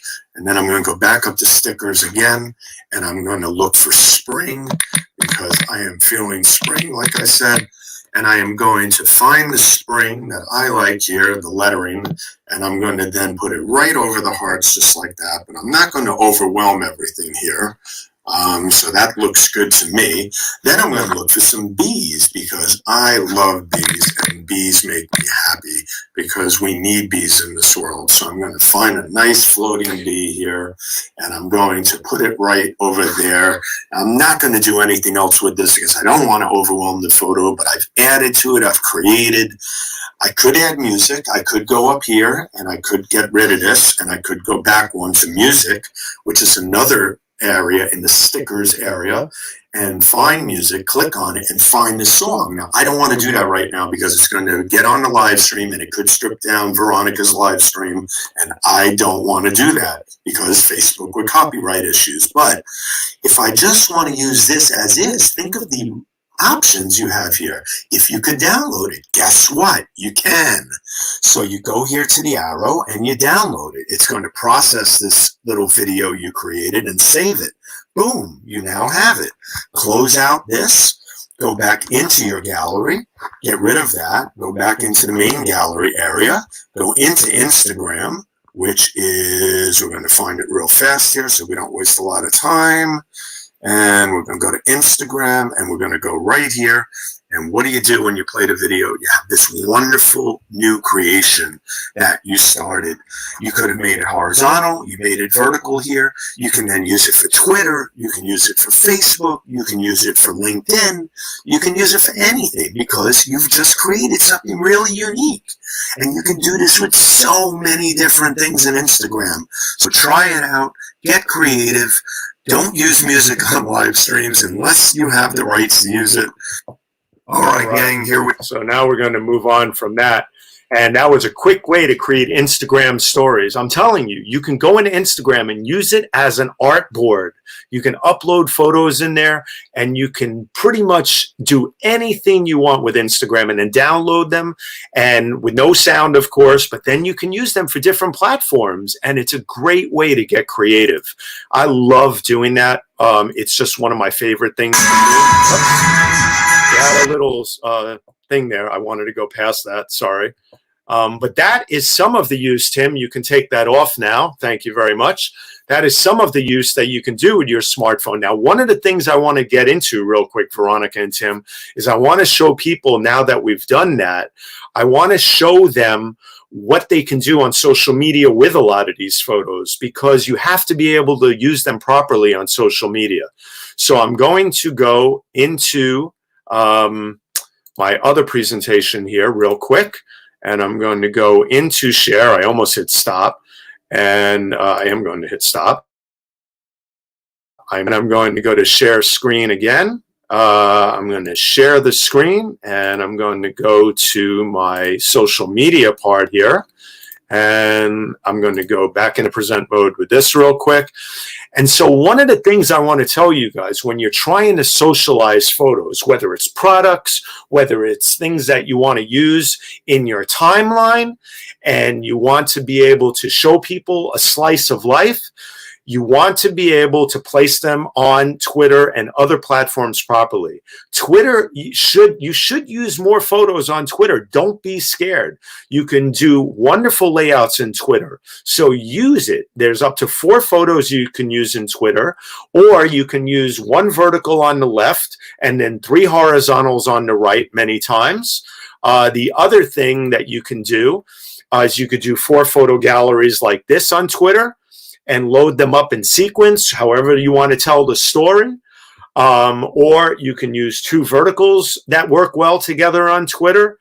Always make sure everything lines up really well so that you can use things effectively. You want clean, beautiful presentations of photos online, no matter what you're taking. You always want your header in Twitter where you're showing your photo and whatever it is that you associate yourself with the most. Me, it's teaching at FIT these days as an adjunct. You want it to live there. You want it to be colorful. You want it to be powerful. You want it to stand out. Okay? With a lot of those tips that I told you, take those beautiful photos and place them properly. Once again, verticals on the left in Twitter, 2 horizontals on the right. They work really well. 4 photo color combos, beautiful to illustrate things with. My product in my own way is my show. So I have a promo card first, then I have 3 photos from the photographer in question, here Rick Friedman, a great photographer, and I line them up all beautifully, and that makes for a beautiful tweet. Screenshots, do screenshots of things. You have a YouTube channel, do a screenshot of all the thumbnails. They're colorful. Use them. Place them on Twitter or whatever platform and show people that. That's a great way to create art. In Twitter, I would create threads if you have a product and other things you want to put out there. Go into Twitter, and when you place the first tweet, you can then hit reply and then add the next tweet and add photos, and you can create a thread like this where I have a 1.5 to 2 years of photos called Pics Without Context that go back and show people a lot of things that I've done and created. Okay? Twitter threads, use them. They keep everything organized and effective. LinkedIn, I already went through to show you how I created this. And the same thing goes on LinkedIn. Use photos and tell stories. When you use them on Facebook as well, make sure they're colorful and they pop out. It's a Kaplan thing with me, right? That's my name. I used to have this up there. I moved on from that now. But always have colorful photos that represent you and your brand and make them pop, okay? These days, I'm more about social issues. So I put them out there, whether it's masking up and wearing our masks and making sure that people know where I stand with certain things. I am out there that way now because I feel it's where we need to be in society. But you may want to keep things separate with your brand. I don't go too deep into it, but I stand with many social issues because that is what I'm about. So I wanted to say, I'm going to Oscar, I see. I noticed, Terry, that Oscar's got a guitar. I'm going to quit that one out, but that was at the end of that. So one of the things I wanted to quickly do is I wanted to give a shout out to a couple of photographers that you can learn from tremendously. So if I may, one more time, I'm going to share my screen real quickly, and I want to give a quick shout out to a great photographer you could learn a lot about when it comes to product photography, who will tell you many things about this that you should learn, including having many props and gadgets. But here's a quick little sizzle reel for her because I wanted to highlight her because I think she's one of the greatest to learn from. Okay? So we're going to go to that real quick, and I'm going to share that before I run out of time here. And here we go. This is for Simi Joy. Okay, here we go.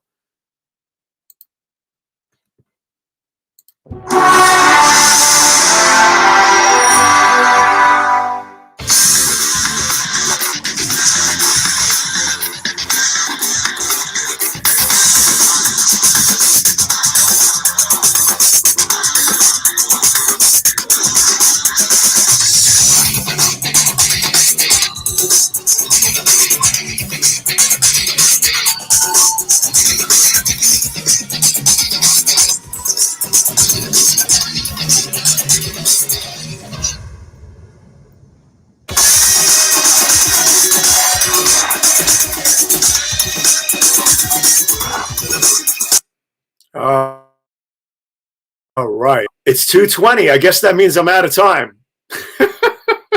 Are you guys still there? Oh, that was absolutely freaking amazing. I knew it. I just knew it. Because I like my camera, but it's getting hot in here. Veronica's dropping bombs there, man.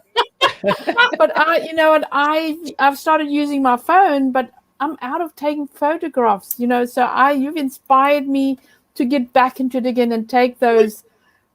Yeah, I live on a boat, right? There's lots of photos. Veronica, let me tell you, man, if I owned a boat, man, I'd have 3 smartphones because I'd run out of room real quick on my memory cards. I'd be taking thousands of photos. Well, I did. But, it's like the same old. But, yeah, so when we go cruising, it'll be a total different issue because then I'll have more. But, one of the things that I want to say to the public real quick, Veronica, and to everybody that joined us, is that one of the things I did real quick is I pushed the gamut. I had a few more things I wanted to show, but I know we're out of time. I don't want to take advantage of anybody else's time. If you wanted to give me a couple of minutes, I could show it. If not, I won't. Yes. But anyway, one of the things that I wanted to tell people is that I understand about e-commerce. I understand about products. I understand about business. But the one thing I wanted to bring today is that we all have to bring a part of ourselves to our brands. If we don't, all we're doing then is marketing. And if that's all you're doing, you're going to lose people. You're going to lose people. I think also taking those photos, your photos pop up on my screen all the time. So I always look and I go, oh yeah, he's doing this, he's doing that. And so it goes beyond just showing the puppies and the babies and all this other stuff, because it goes to show your environment and just how artistic you are. Right. Even if you took just photos of your products, but really intelligent photos and no selling, just going, okay, this is a new avenue of what I'm doing, but discussing it. Okay, so I'm taking photographs of my products today. This is what's happening behind the scenes, right? So because I know Matt that's going to come on is, he's prolific online, and he takes, he's in a gorgeous place, Mystic.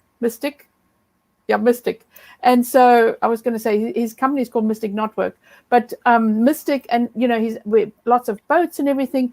But look at your environment. I totally agree with it. Well, I'm really taking photographs. One of the things I wanted to say real quick as I just get ready to leave here, Tim, do I have 1 minute? Go for it. Okay. Let me just say, with Simi Joy, one of the reasons I want people to check her out, it's SimiJois. Simi Joy. The reason there she is right there. No, you don't have to say that, Simi. I do, because I believe I want you to check her out because her workshops are moderate in price. They're very well priced. She's a joy to learn from. No pun on her name. Well, I guess a little one there.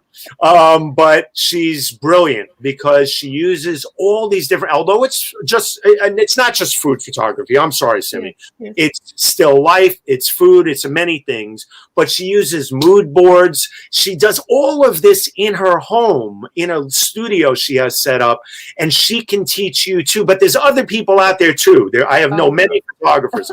I'm only highlighting her because I brought her on my show. I believe in her, and I believe in all my photographers. But to me, she's one person out of a million that I could share. So please don't get mad at me, everybody else. Come to me for other people. No, but come to me for other people, and I have a whole stable of photographers for you. But I sought out Simi today because I think that she is one person you can directly go to that won't cost you an arm and a leg. And here's my arm. And here's my legs. Don't have them. Exactly. Thank you for the time today. Thank you so much. It is such a pleasure having you on. I'm so glad we popped you on as well. I had to move a lot of stuff. This whole virtual summit was moving stuff. It's like doing chess. Okay, I'll put you into this position. And then you guys are doing a great job. You are amazing. Inspired me and inspired everybody else to learn a lot more about e-commerce. And find me at Spin It Social everywhere online. Exactly. And join me this Thursday night at 9 p.m. Eastern Time on Twitter, Facebook, and everywhere else for the Spin It Social Hour with a great photographer this week, Roxanne Boucher Overton. and you'll learn a lot. Thank you, everybody. Absolutely. Thank you, This was Stefan. brilliant. This was brilliant. Thank you so much. And so, yes, I mean, that was so much information. It's like he got the photography and what you have to actually do with the photography. We have to start. We're going to split these videos up so everybody can actually see them. You guys are going to really want these replays because there's so many tips that you're going to want to go back and look at them again and take down notes and act on them. So definitely make sure that you sign up, right, Veronica? Sign up, $47, baby. Otherwise, you can't get them. I have to pay somebody to actually do this. So if you're going to sign up, then I can actually get this going and present it to you. And also, we do, anyway, yes. Yes. It takes time and money, baby. It takes time and money, whatever you're doing. So, yeah, I'm going to get my VA to actually do this, but I have to pay her, darlings. I have to pay her. Yes, baby. So we have a special on. Is Maurice in? Maurice is here. Yes. Yes, I've got everybody that I managed to collate today because it's Sunday. It is gorgeous down here. So not everybody was available, but we're just going to be popping on my e-commerce peeps, and they are absolutely amazing. So let's pop them on. Yes. Here's Matt from Mystic Network, Tiffany from Natural Gorgeous Skincare, Miss Donna Brown from the Missing Piece Puzzle. We have Lindsay from Naughty Good Bites, and we have Maggie from Maggie Cummings Art, and Mr. Maurice Cox from Dominican Republic, by the way, Dominican Republic. I am going to cruise and go and visit him, that's for sure. Anyway, so we are going to start. Okay, somebody's got lots of wind. Okay, so we're going to start right there at the top. No, the other top. Tiffany, you're going to be first. Introduce yourself. Tell us what your website is, and I'm going to move through everybody. And then we're going to start with Maggie with the questions, and then because she has to pop off and go and pick up somebody, go and drop somebody. You know, mommy duties. Okay, Tiffany. Lindsay, go for it. Oh, I'm first. Hey. Yes. I'm Lindsay Taylor. I'm the owner of Tailored Image, which is a design studio for the past 20 years or so. But I'm also the, I like to say, the accidental founder of Naughty Good Bites, which is a gourmet chocolate business located right up here in New Hampshire. And we're having an amazing day as well up here. So, yeah, that's in a nutshell what I am all about. Chocolates, baby. So, Matt, you go for it. Matt's in the gorgeous. Are you on the? Where are you? You're not on the sea. I'm on the shore of the Mystic River right now, about 10-minute walk from my shop. I own Mystic Network. I'm the lead artist in there. It's a 68-year-old business.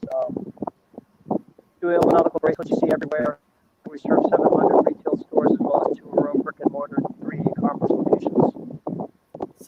So Matt sells all the knotted bands. He sells everything that's knotted, which he actually inherited from his grandfather and built it out to an amazing business, absolutely amazing business. So Miss Donna, you go for it, girl.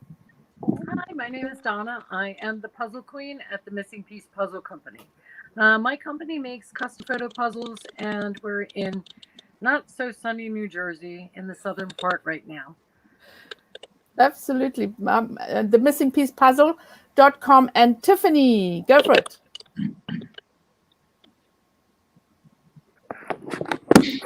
So I can't see.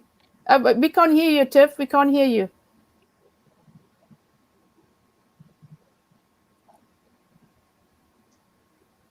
No, we can't hear you. There we go. Maybe.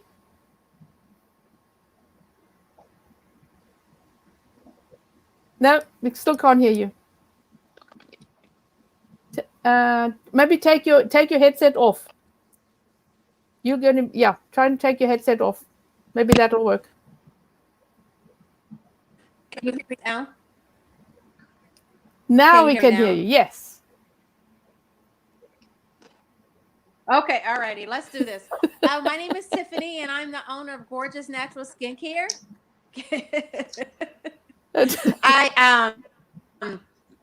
I make my own skincare line off recipes from my grandmother and great grandmother. Yes, absolutely. I mean, you know, the whole story is absolutely amazing. So we will do Maurice. Hello. Hello. Ja, ben ik. I'm also there, yes. How you doing? It's Sunday out of Santiago, Dominican Republic. Even though I'm from Holland originally, as Veronica knows. So let's not speak Dutch. She will be probably the only one who understands what I'm going to say.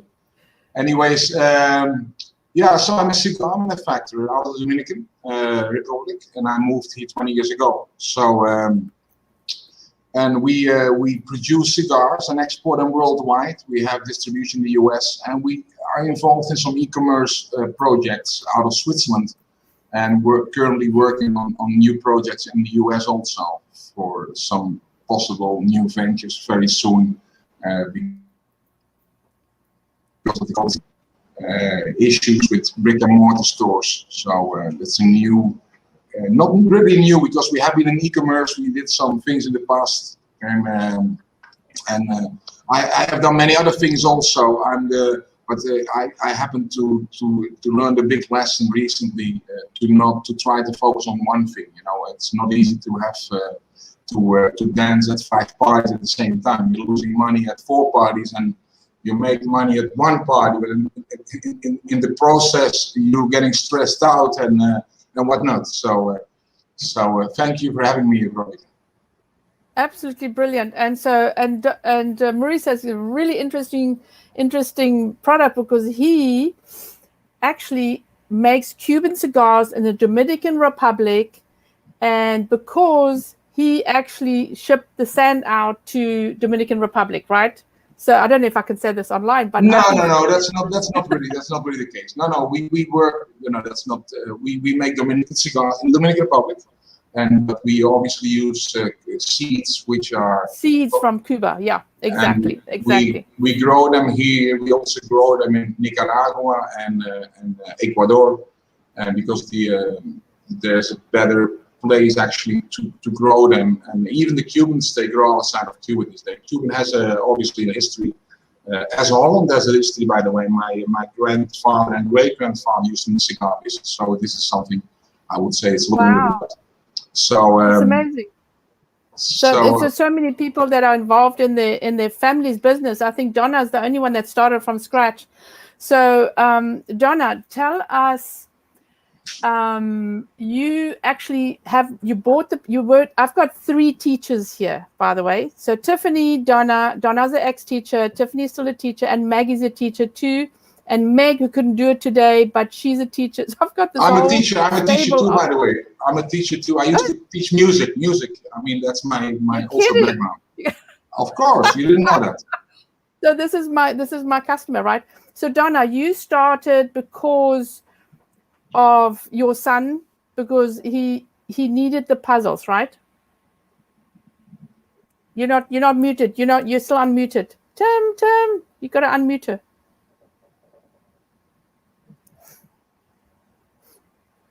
No, you're still not. Yeah, still unmuted. You're still not muted.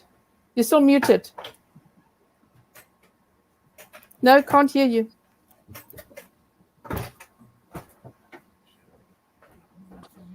There you go. Yes.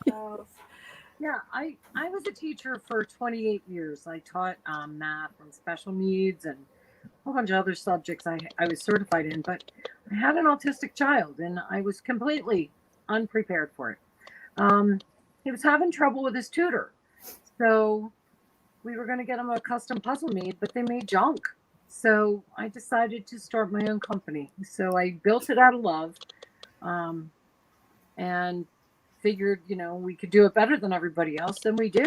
We've done some amazing things. Yes. And it all came from my son. Wow. So so it's funny how a lot of businesses actually start from an accident. Lindsay was made chocolates just for one event, and people started asking her, "Hey, can I order the chocolates?" And she said yes. So I want to ask you, Donna, while you're on, what would you do differently if you ever had to start again? Wow. I guess I didn't realize how much time this took, and how you really have to love your product, and you really have to invest the time. I mean, I'm up until 11 o'clock at night answering customers, because if you don't, they're going elsewhere. I mean, the internet's a big place, and if I had to do this different, I probably would have learned SEO a lot earlier than I did. It took me a while, because anybody can start a website, but not anybody can get found. And once you get found, it's pretty cool. So I would say SEO is the most important for me. Okay, brilliant. So let's quickly go to Maggie while she's got amazing internet or not. Is she back on again, Tim? No. Okay. Off again. Okay. No. She's going to be off. She's in the park. She's enjoying the weather. Matt, so you took over your grandfather's company and built it out to, you've got 2 stores. You're online, you're offline, and you are very active in the community.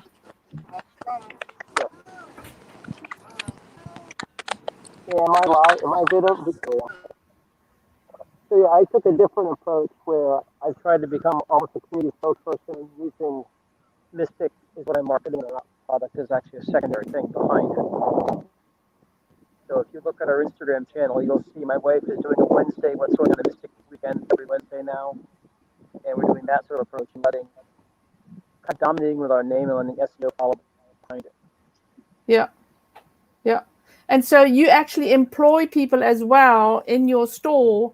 So you have the retail employing people, and then you have the online as well, which is a huge challenge, because you have to make sure that you have your people at the right, they have to be enthusiastic enough to actually move your company forward. So tell me, if you had to start again, and now you have started several businesses, right? So you're like me, we've been in and out of business. What would you do differently if you had to start this business again? I would definitely do the accounting stuff first, the LLC work, and those sorts of things, because that was an awful year of transition.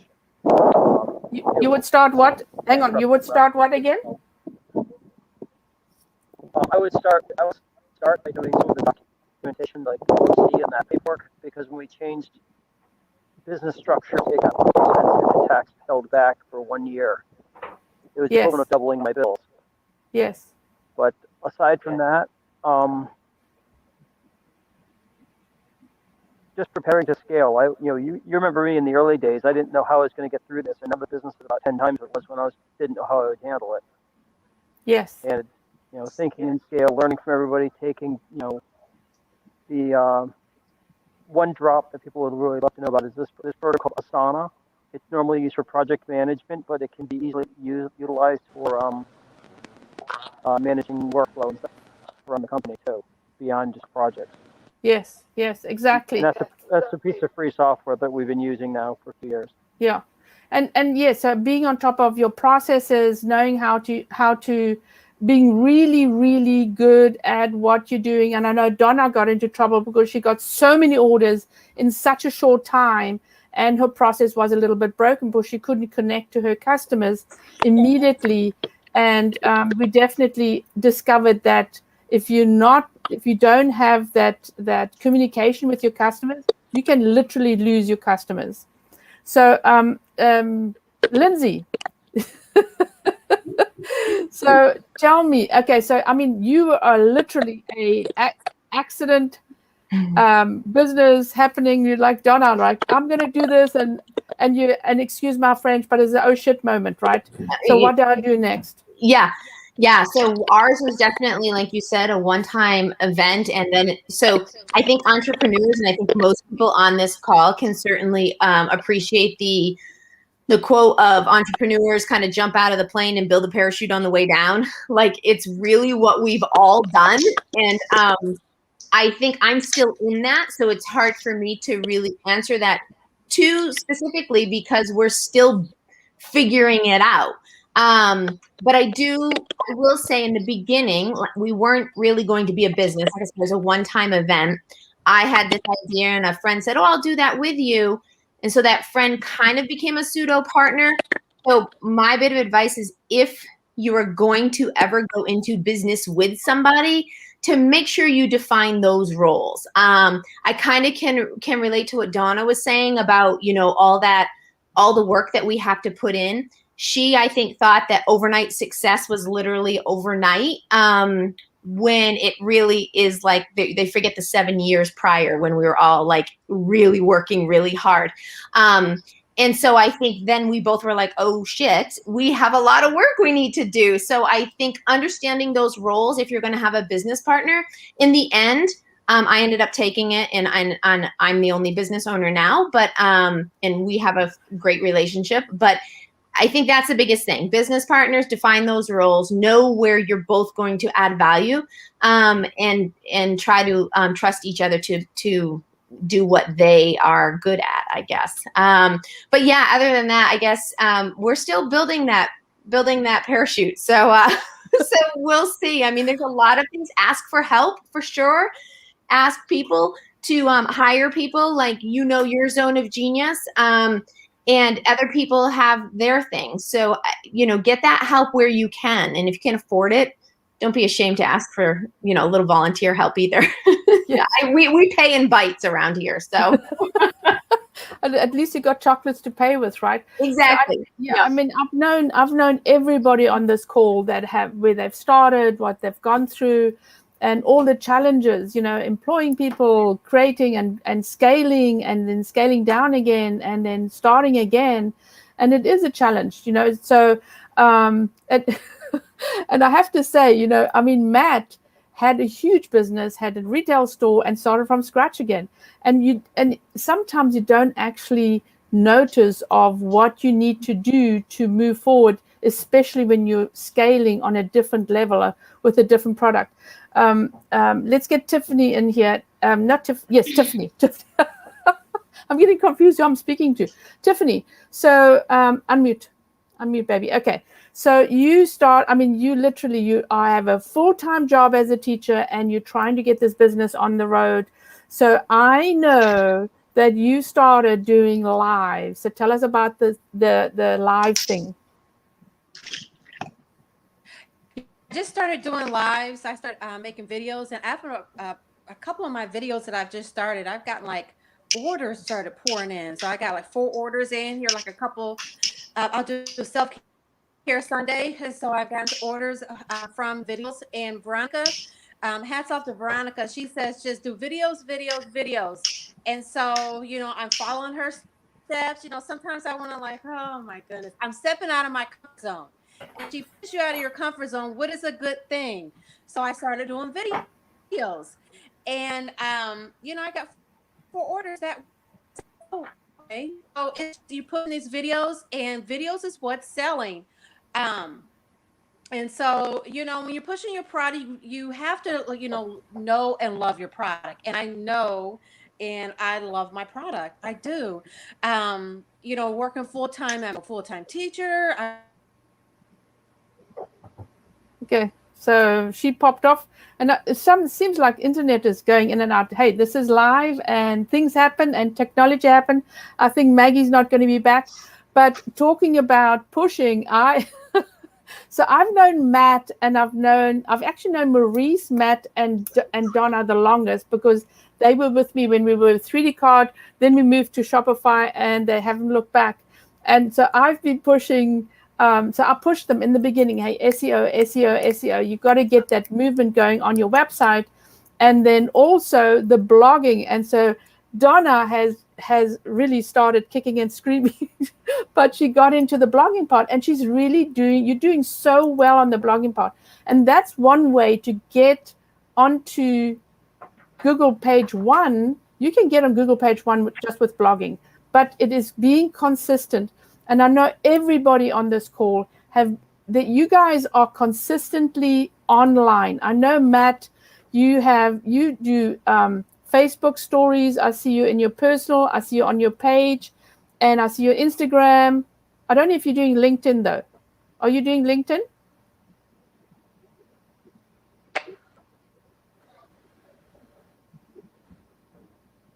If you can hear me, I do very little with LinkedIn. We won Small Business of the Year last year in Connecticut, so that announcement went up on there. The corporate type announcement stuff, kind of resume building for the brand or for personal, but the fun stuff is all sitting on Instagram, the piece of Facebook. Yes, exactly. Yes. But, you should consider LinkedIn as well, because there are people there that actually can buy your product. So, Donna, so tell us about how you got your break. I mean, you've been moving and shaking, and Matt's doing the same thing, but you got your break on. It was tough. Veronica told me from the get-go when she was designing my website that if I put in 6 to 8 hours a day, that I'd be found in about a year. I mean, a year would be slow, but it was almost like 7 months later, the doors opened. And then we started, checking other people's blogs out and commenting on blogs. And we sent a puzzle to the International Space Station, which was epic for us. We've been on a couple TV shows like Elementary. They used our prop, and so did All Rise and Fargo and a couple others. You were on the Today Show twice. It's just you got to keep hustling. You got to keep. Yahoo found us, and they refer us to people. You just got to keep your name out there. You just got to keep writing and just being the expert in the market is the best idea I could give you. Yes. So let's talk about the International Space Station. That was just epic. That was so cool. But this was a guy in Germany that worked for the USA Space Station. He was stationed in Germany, and then he kept calling Donna, and she goes, "I've got this very irritating customer, and I've been answering all these questions and going on and on and on." And she kept answering his questions, and she kept helping him, and boom. And she didn't know what was happening, right? His questions were a little odd, like exactly how much does this weigh? Exactly how big is the box? I need exact numbers. And you don't usually get that unless it's a competitor or someone trying to start a business. But, he was interesting. He was friendly, and he ended up being a German astronaut who led the deal up to the space station. It was really neat. We were up there for about 6 months. We did his logo on a puzzle. I don't think NASA ever gave us explicit permission to write about it, so we didn't. But we've done some other stuff that's really cocool too. I mean, you never know. Yeah, I mean, everybody who calls. Yeah, exactly. I mean, you're always thinking, and I know Matt does the same thing. Hey, we were all on the Sam's Club, a small business competition, and it was all about, and Matt and Donna were actual prize winners. And so they went to the whatever, Sam's did a whole collection of people getting together of small businesses. But it was all about getting that, hey, having fun online. Hey, come and vote for me. Come and vote for me. I did the same thing, by the way. So because it was a link on Sam's Club's website. So that is the huge issue, is having Sam's Club connected to your website. I mean, it's huge. So those types of things. And I know both Matt and Donna are always out there, who's local newspapers. They always need stories, so creating a story around your business and letting them actually pick up the story. So Maurice, who's really enjoying his cigar. Hello. Sorry, guys. I love all the puffing away. So tell me, I've known you for a long, long time. So you started your business. You didn't start it in Holland. You actually started when you went to the Dominican Republic, or not? Well, I have a long story. I was in music before, and then I as a hobby, I went to do cigar business in '93, And when things went a little bit wrong in Europe for me, business-wise, I decided to go to the Dominican in 2000. So here I am. I had to start from scratch too. And but you asked some questions previously. You know, many things have changed over the past 20 years. You know, there's especially the internet, obviously, and all the tools which are available. I think that people can relate to that. That you see all kind of new tools which actually help you and enable you to automate processes. With PM automation, I mean, help desk, canned replies. I mean, so I mean, eventually everybody has to adapt to the new situation and find a way to implement maybe some tools which will work for their, you know, for their business. You know, that you because you can be, you know, in my case, I employ 160 people. So. Where the majority is obviously in production. So so, and then you import. Well, I'm saying import. You're exporting to the USA, and then you have people selling your product, which well, is. we have a setup. We have one US operation out of Pompano in Florida, where we have in-house sales reps, and we have in Geneva, we have that's internet sales, and then we have a bonded warehouse on the border with Germany, within the European Union, with Switzerland next to Basel, which is on 20 minutes from Basel, and then we export basically worldwide. I mean, I'm exporting to we have on this moment to China. We export to Iraq, to Turkey, to obviously to the Dutch country like Holland, Belgium, Germany, Switzerland, Czech Republic, England, the UK, obviously, and Canada. Well, the US, that goes to we ship container-wise to the US, and but we ship also to countries like Iraq. North Iraq, we ship to Myanmar, where there's a big issue going on. We have shipped cigars there, to Cambodia, to so there's Vietnam. So I mean, you're so big now, but you started out. So you knew about cigars when because of your grandfather? No. In my family, my father was working with people who used to work with my grandfather. My grandfather passed away in '78. So I didn't really get too much because I was 9 years then, and they were not in the cigar business anymore. So after the Second World War, they worked until early '70s, and then the bigger companies, there's a lot of industrial, in Holland there was a big cigar business in the beginning of the past century. And that moved eventually, turned into industrialized or machine-made stuff. So here we are. This is what we are doing is premium. It's all handmade. That's why we need a lot of people. That's right. So you're standing out from the industrial because it's handmade, and that's huge in the. It's handmade. It's artisan. It's an artisan product. It's something really where you have the leaves, human hands, and there's a fermentation process, and there's. So that's, and then there's obviously packaging, it needs to be, I mean, we make cigars. If you go to London, on this moment they are closed, and you go to the Ritz, for instance, one of the most known iconic hotels, we make all the cigars for them, which is not a lot of cigars, but I mean, it's really high-end stuff, which is packaging, and it's prestige, right? But on the other hand, for the US, we make more cigars, which are in the lower budget range for truck drivers and whatnot. So we make, if you have to see like it, it's like having a chicken. The chicken, you have the fillets, and you have what is left, and they make whatever. Even they put the bones in some extraction machines, and that's the sausages you get, the hot dogs. They pull out the meat. So we try to. You use everything.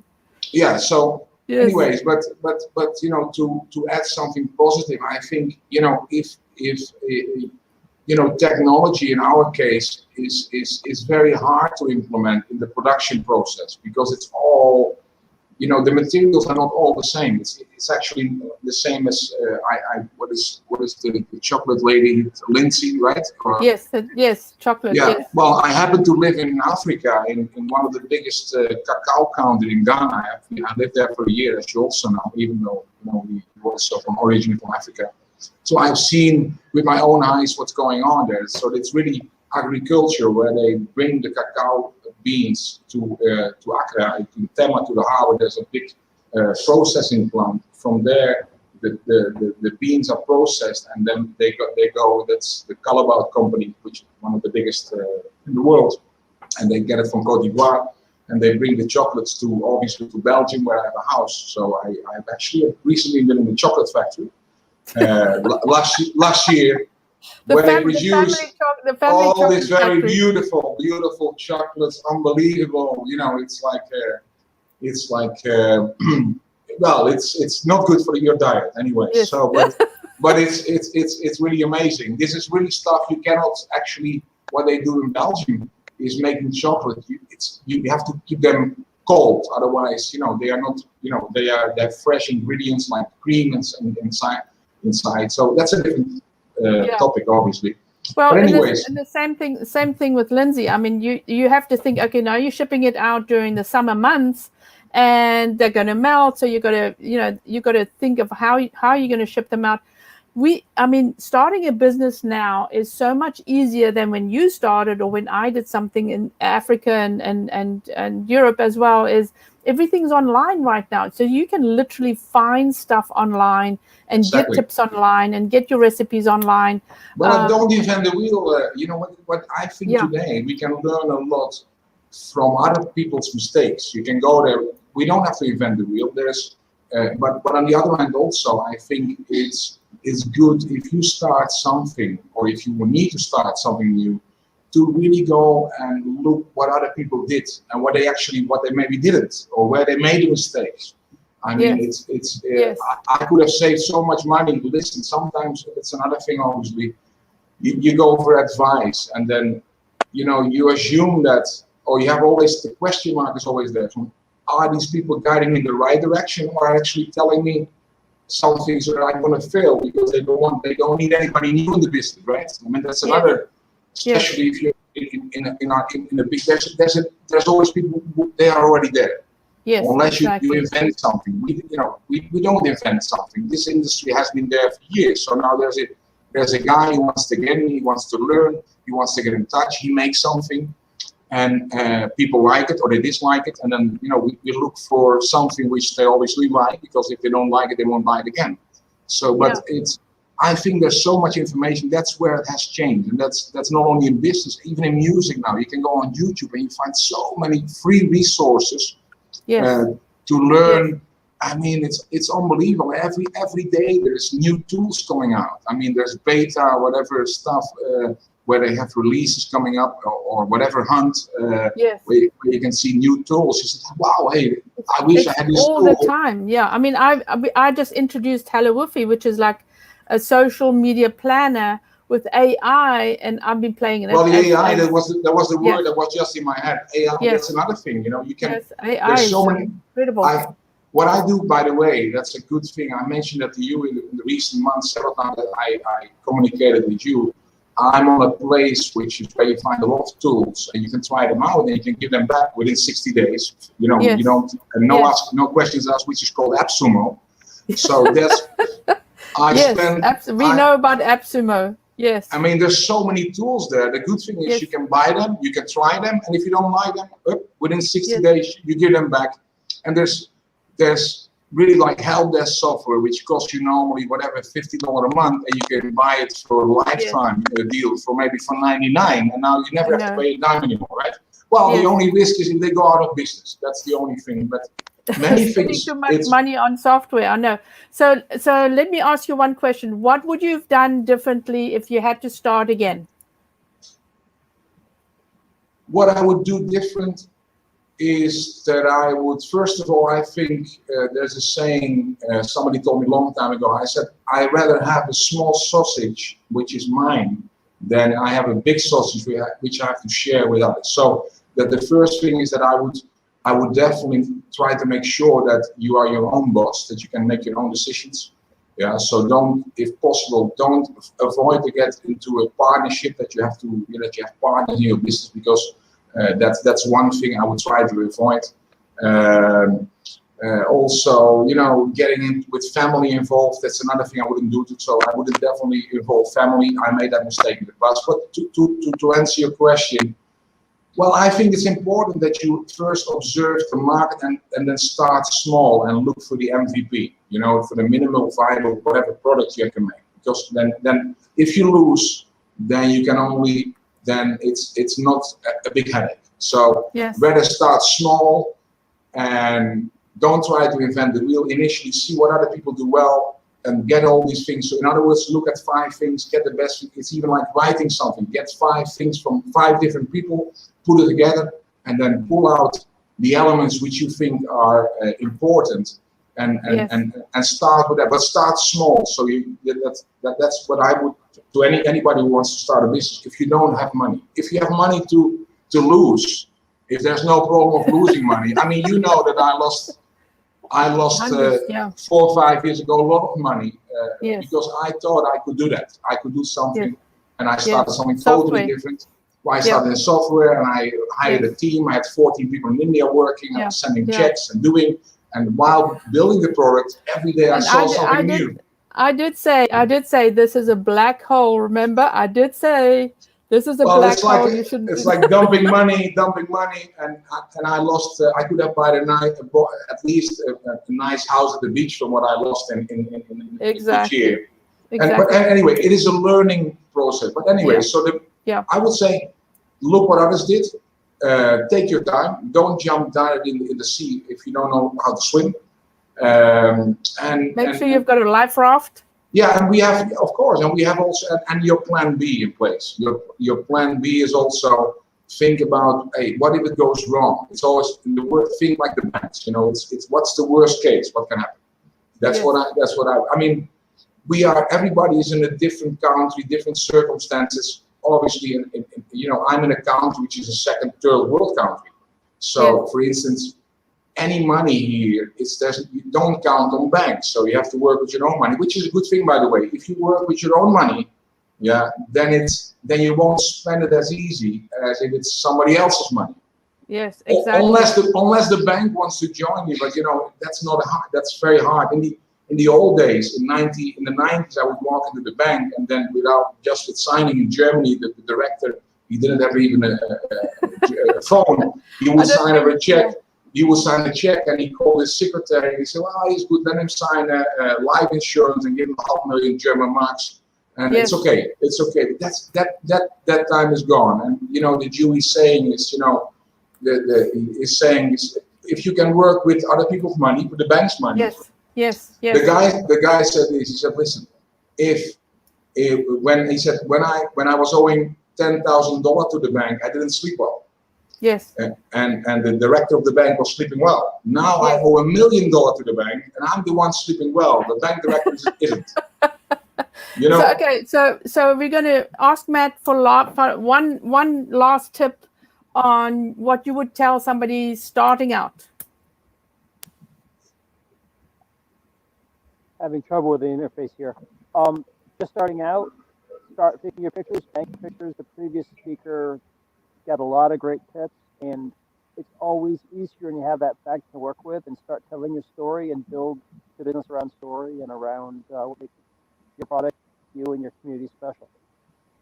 Absolutely. That's fabulous. Yes, I'll tell your story. I mean, that is so important. Miss Donna, what would you do? One last tip.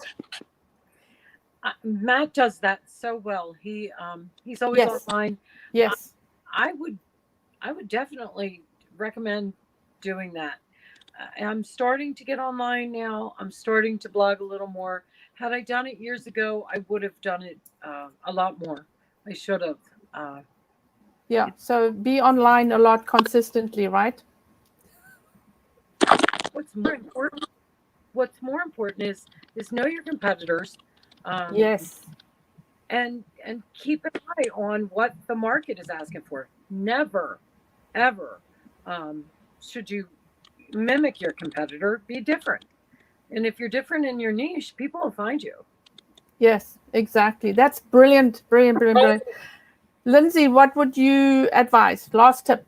Well, you know, I'm going to, because I'm 20 years here branding, but get that brand right. Like, work on it. Don't show up without having something in place, because they're not going to trust you. They're not going to buy into you if you don't look like, you know, fake it before you make it type of thing. I mean, you have to put your best foot forward, and then you're going to gain their trust, and then they're going to buy into your story, and they're going to want to learn about you. So spend time figuring out that brand. Your brand can evolve. It doesn't have to be what it's going to be for the next, 30 years. That can evolve, but you got to show up with something. You just do. Don't half-ass it. Exactly. So, Mr. Maurice, remember, you've got half a minute.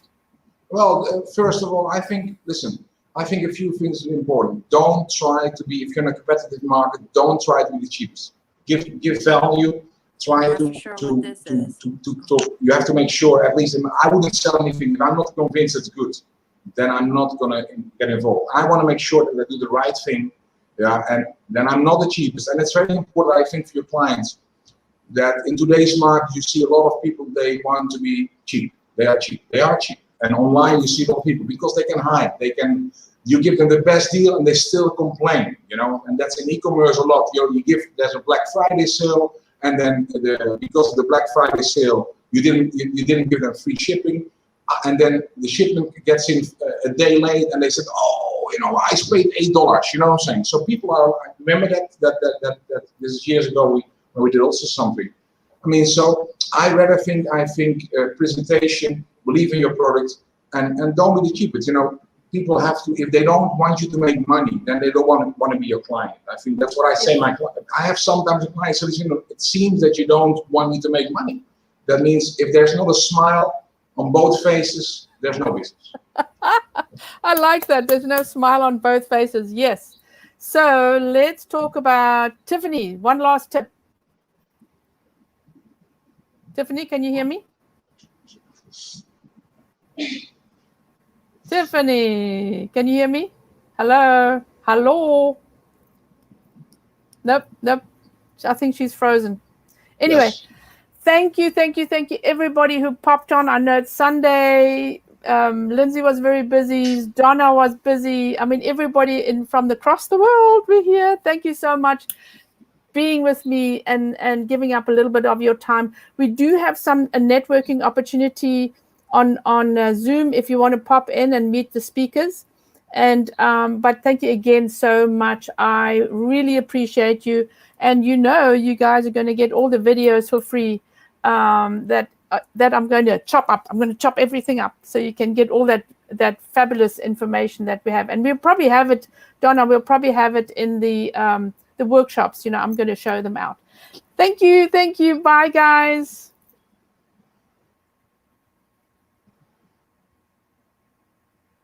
So we have, where's Tim?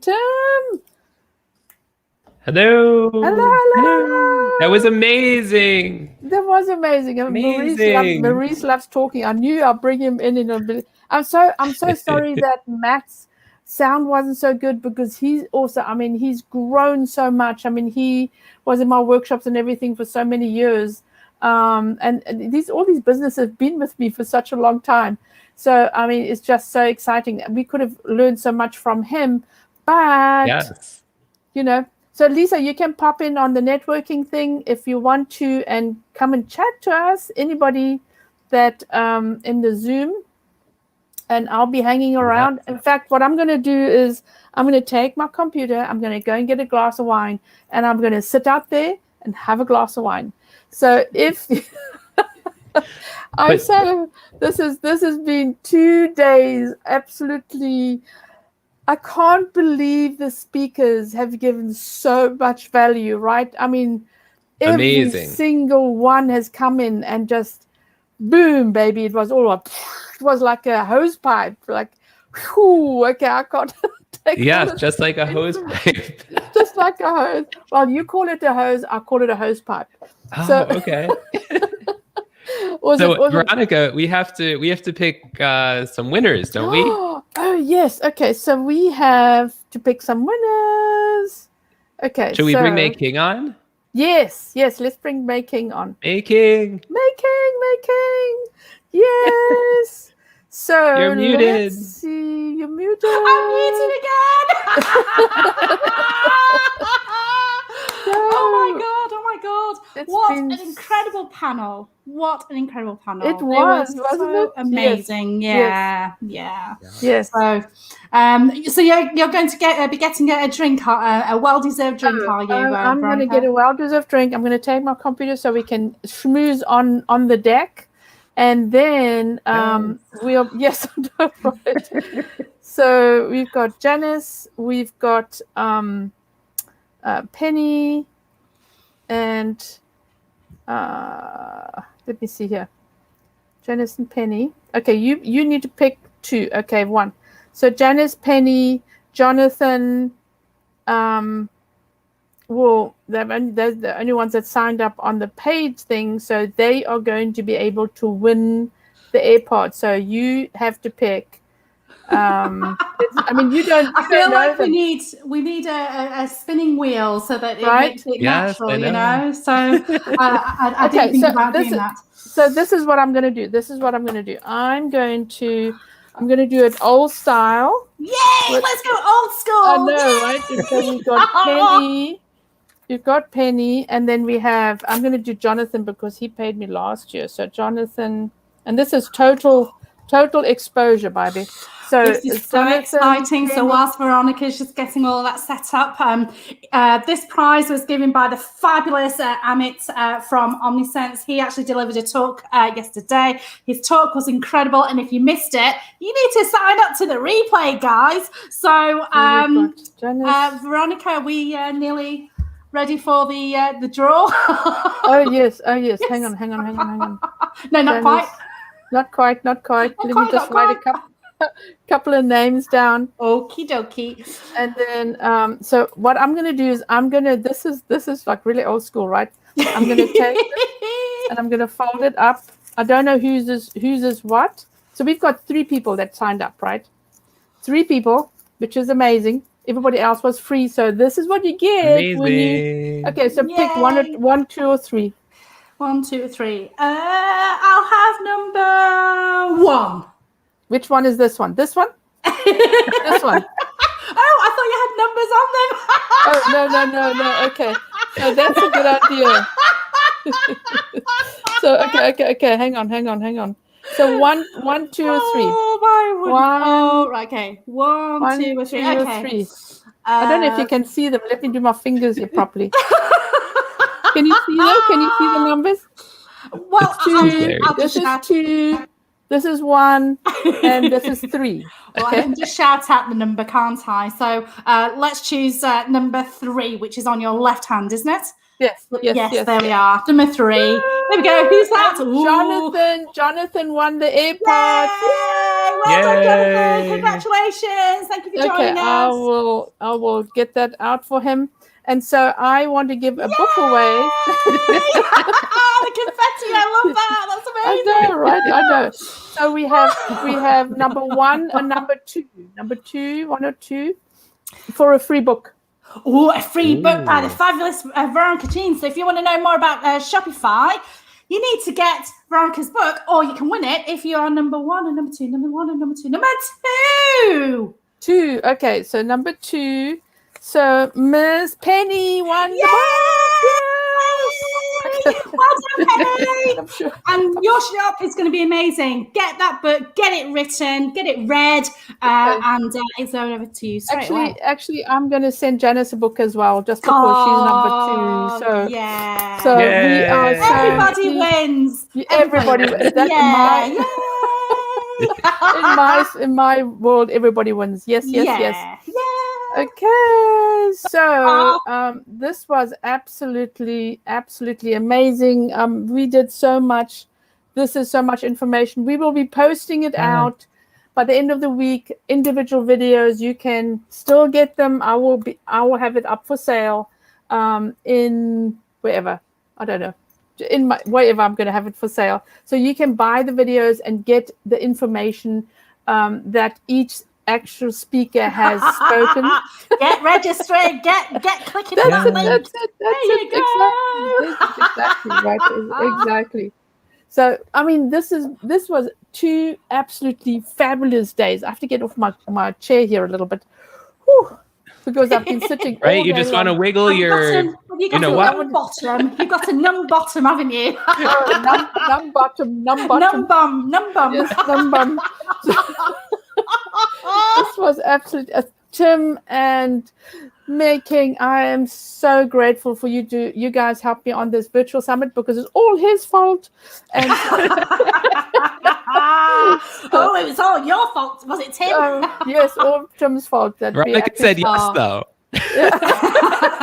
But yeah, I mean, let's give a huge round of applause to Tim because it was an amazing show. I mean, so smooth. The production was fantastic. We had a few little technical issues in the back, but he didn't say it because Tim is a professional. He's amazing. So, and you can see Anita there. She said, "Well done, you all rocked." I mean, yeah, Veronica. I mean, your voice must be like, oh my god. And of course, Anita was a fabulous speaker from day one. She was the Instagram expert. So I know, right? She started the opening keynote. She was amazing. So if you want a replay of her talk, because you want to get onto Instagram, you need to go register. Go register on that website. So Radar asks, sign up for what? You can sign up to get all the videos that were part of the summit. I'll have them all ready by the end of next week. And then so you can get them and listen to them over and over again. And then I will put you in connection with the actual speakers as well. So you can sign up for that. If you want to sign up for my workshop, just message me. Just ping me on Facebook or on LinkedIn. I'm always available. I'm always online going, hi. With confetti. So let's get some customers to your store, right? I mean, that's so important, right?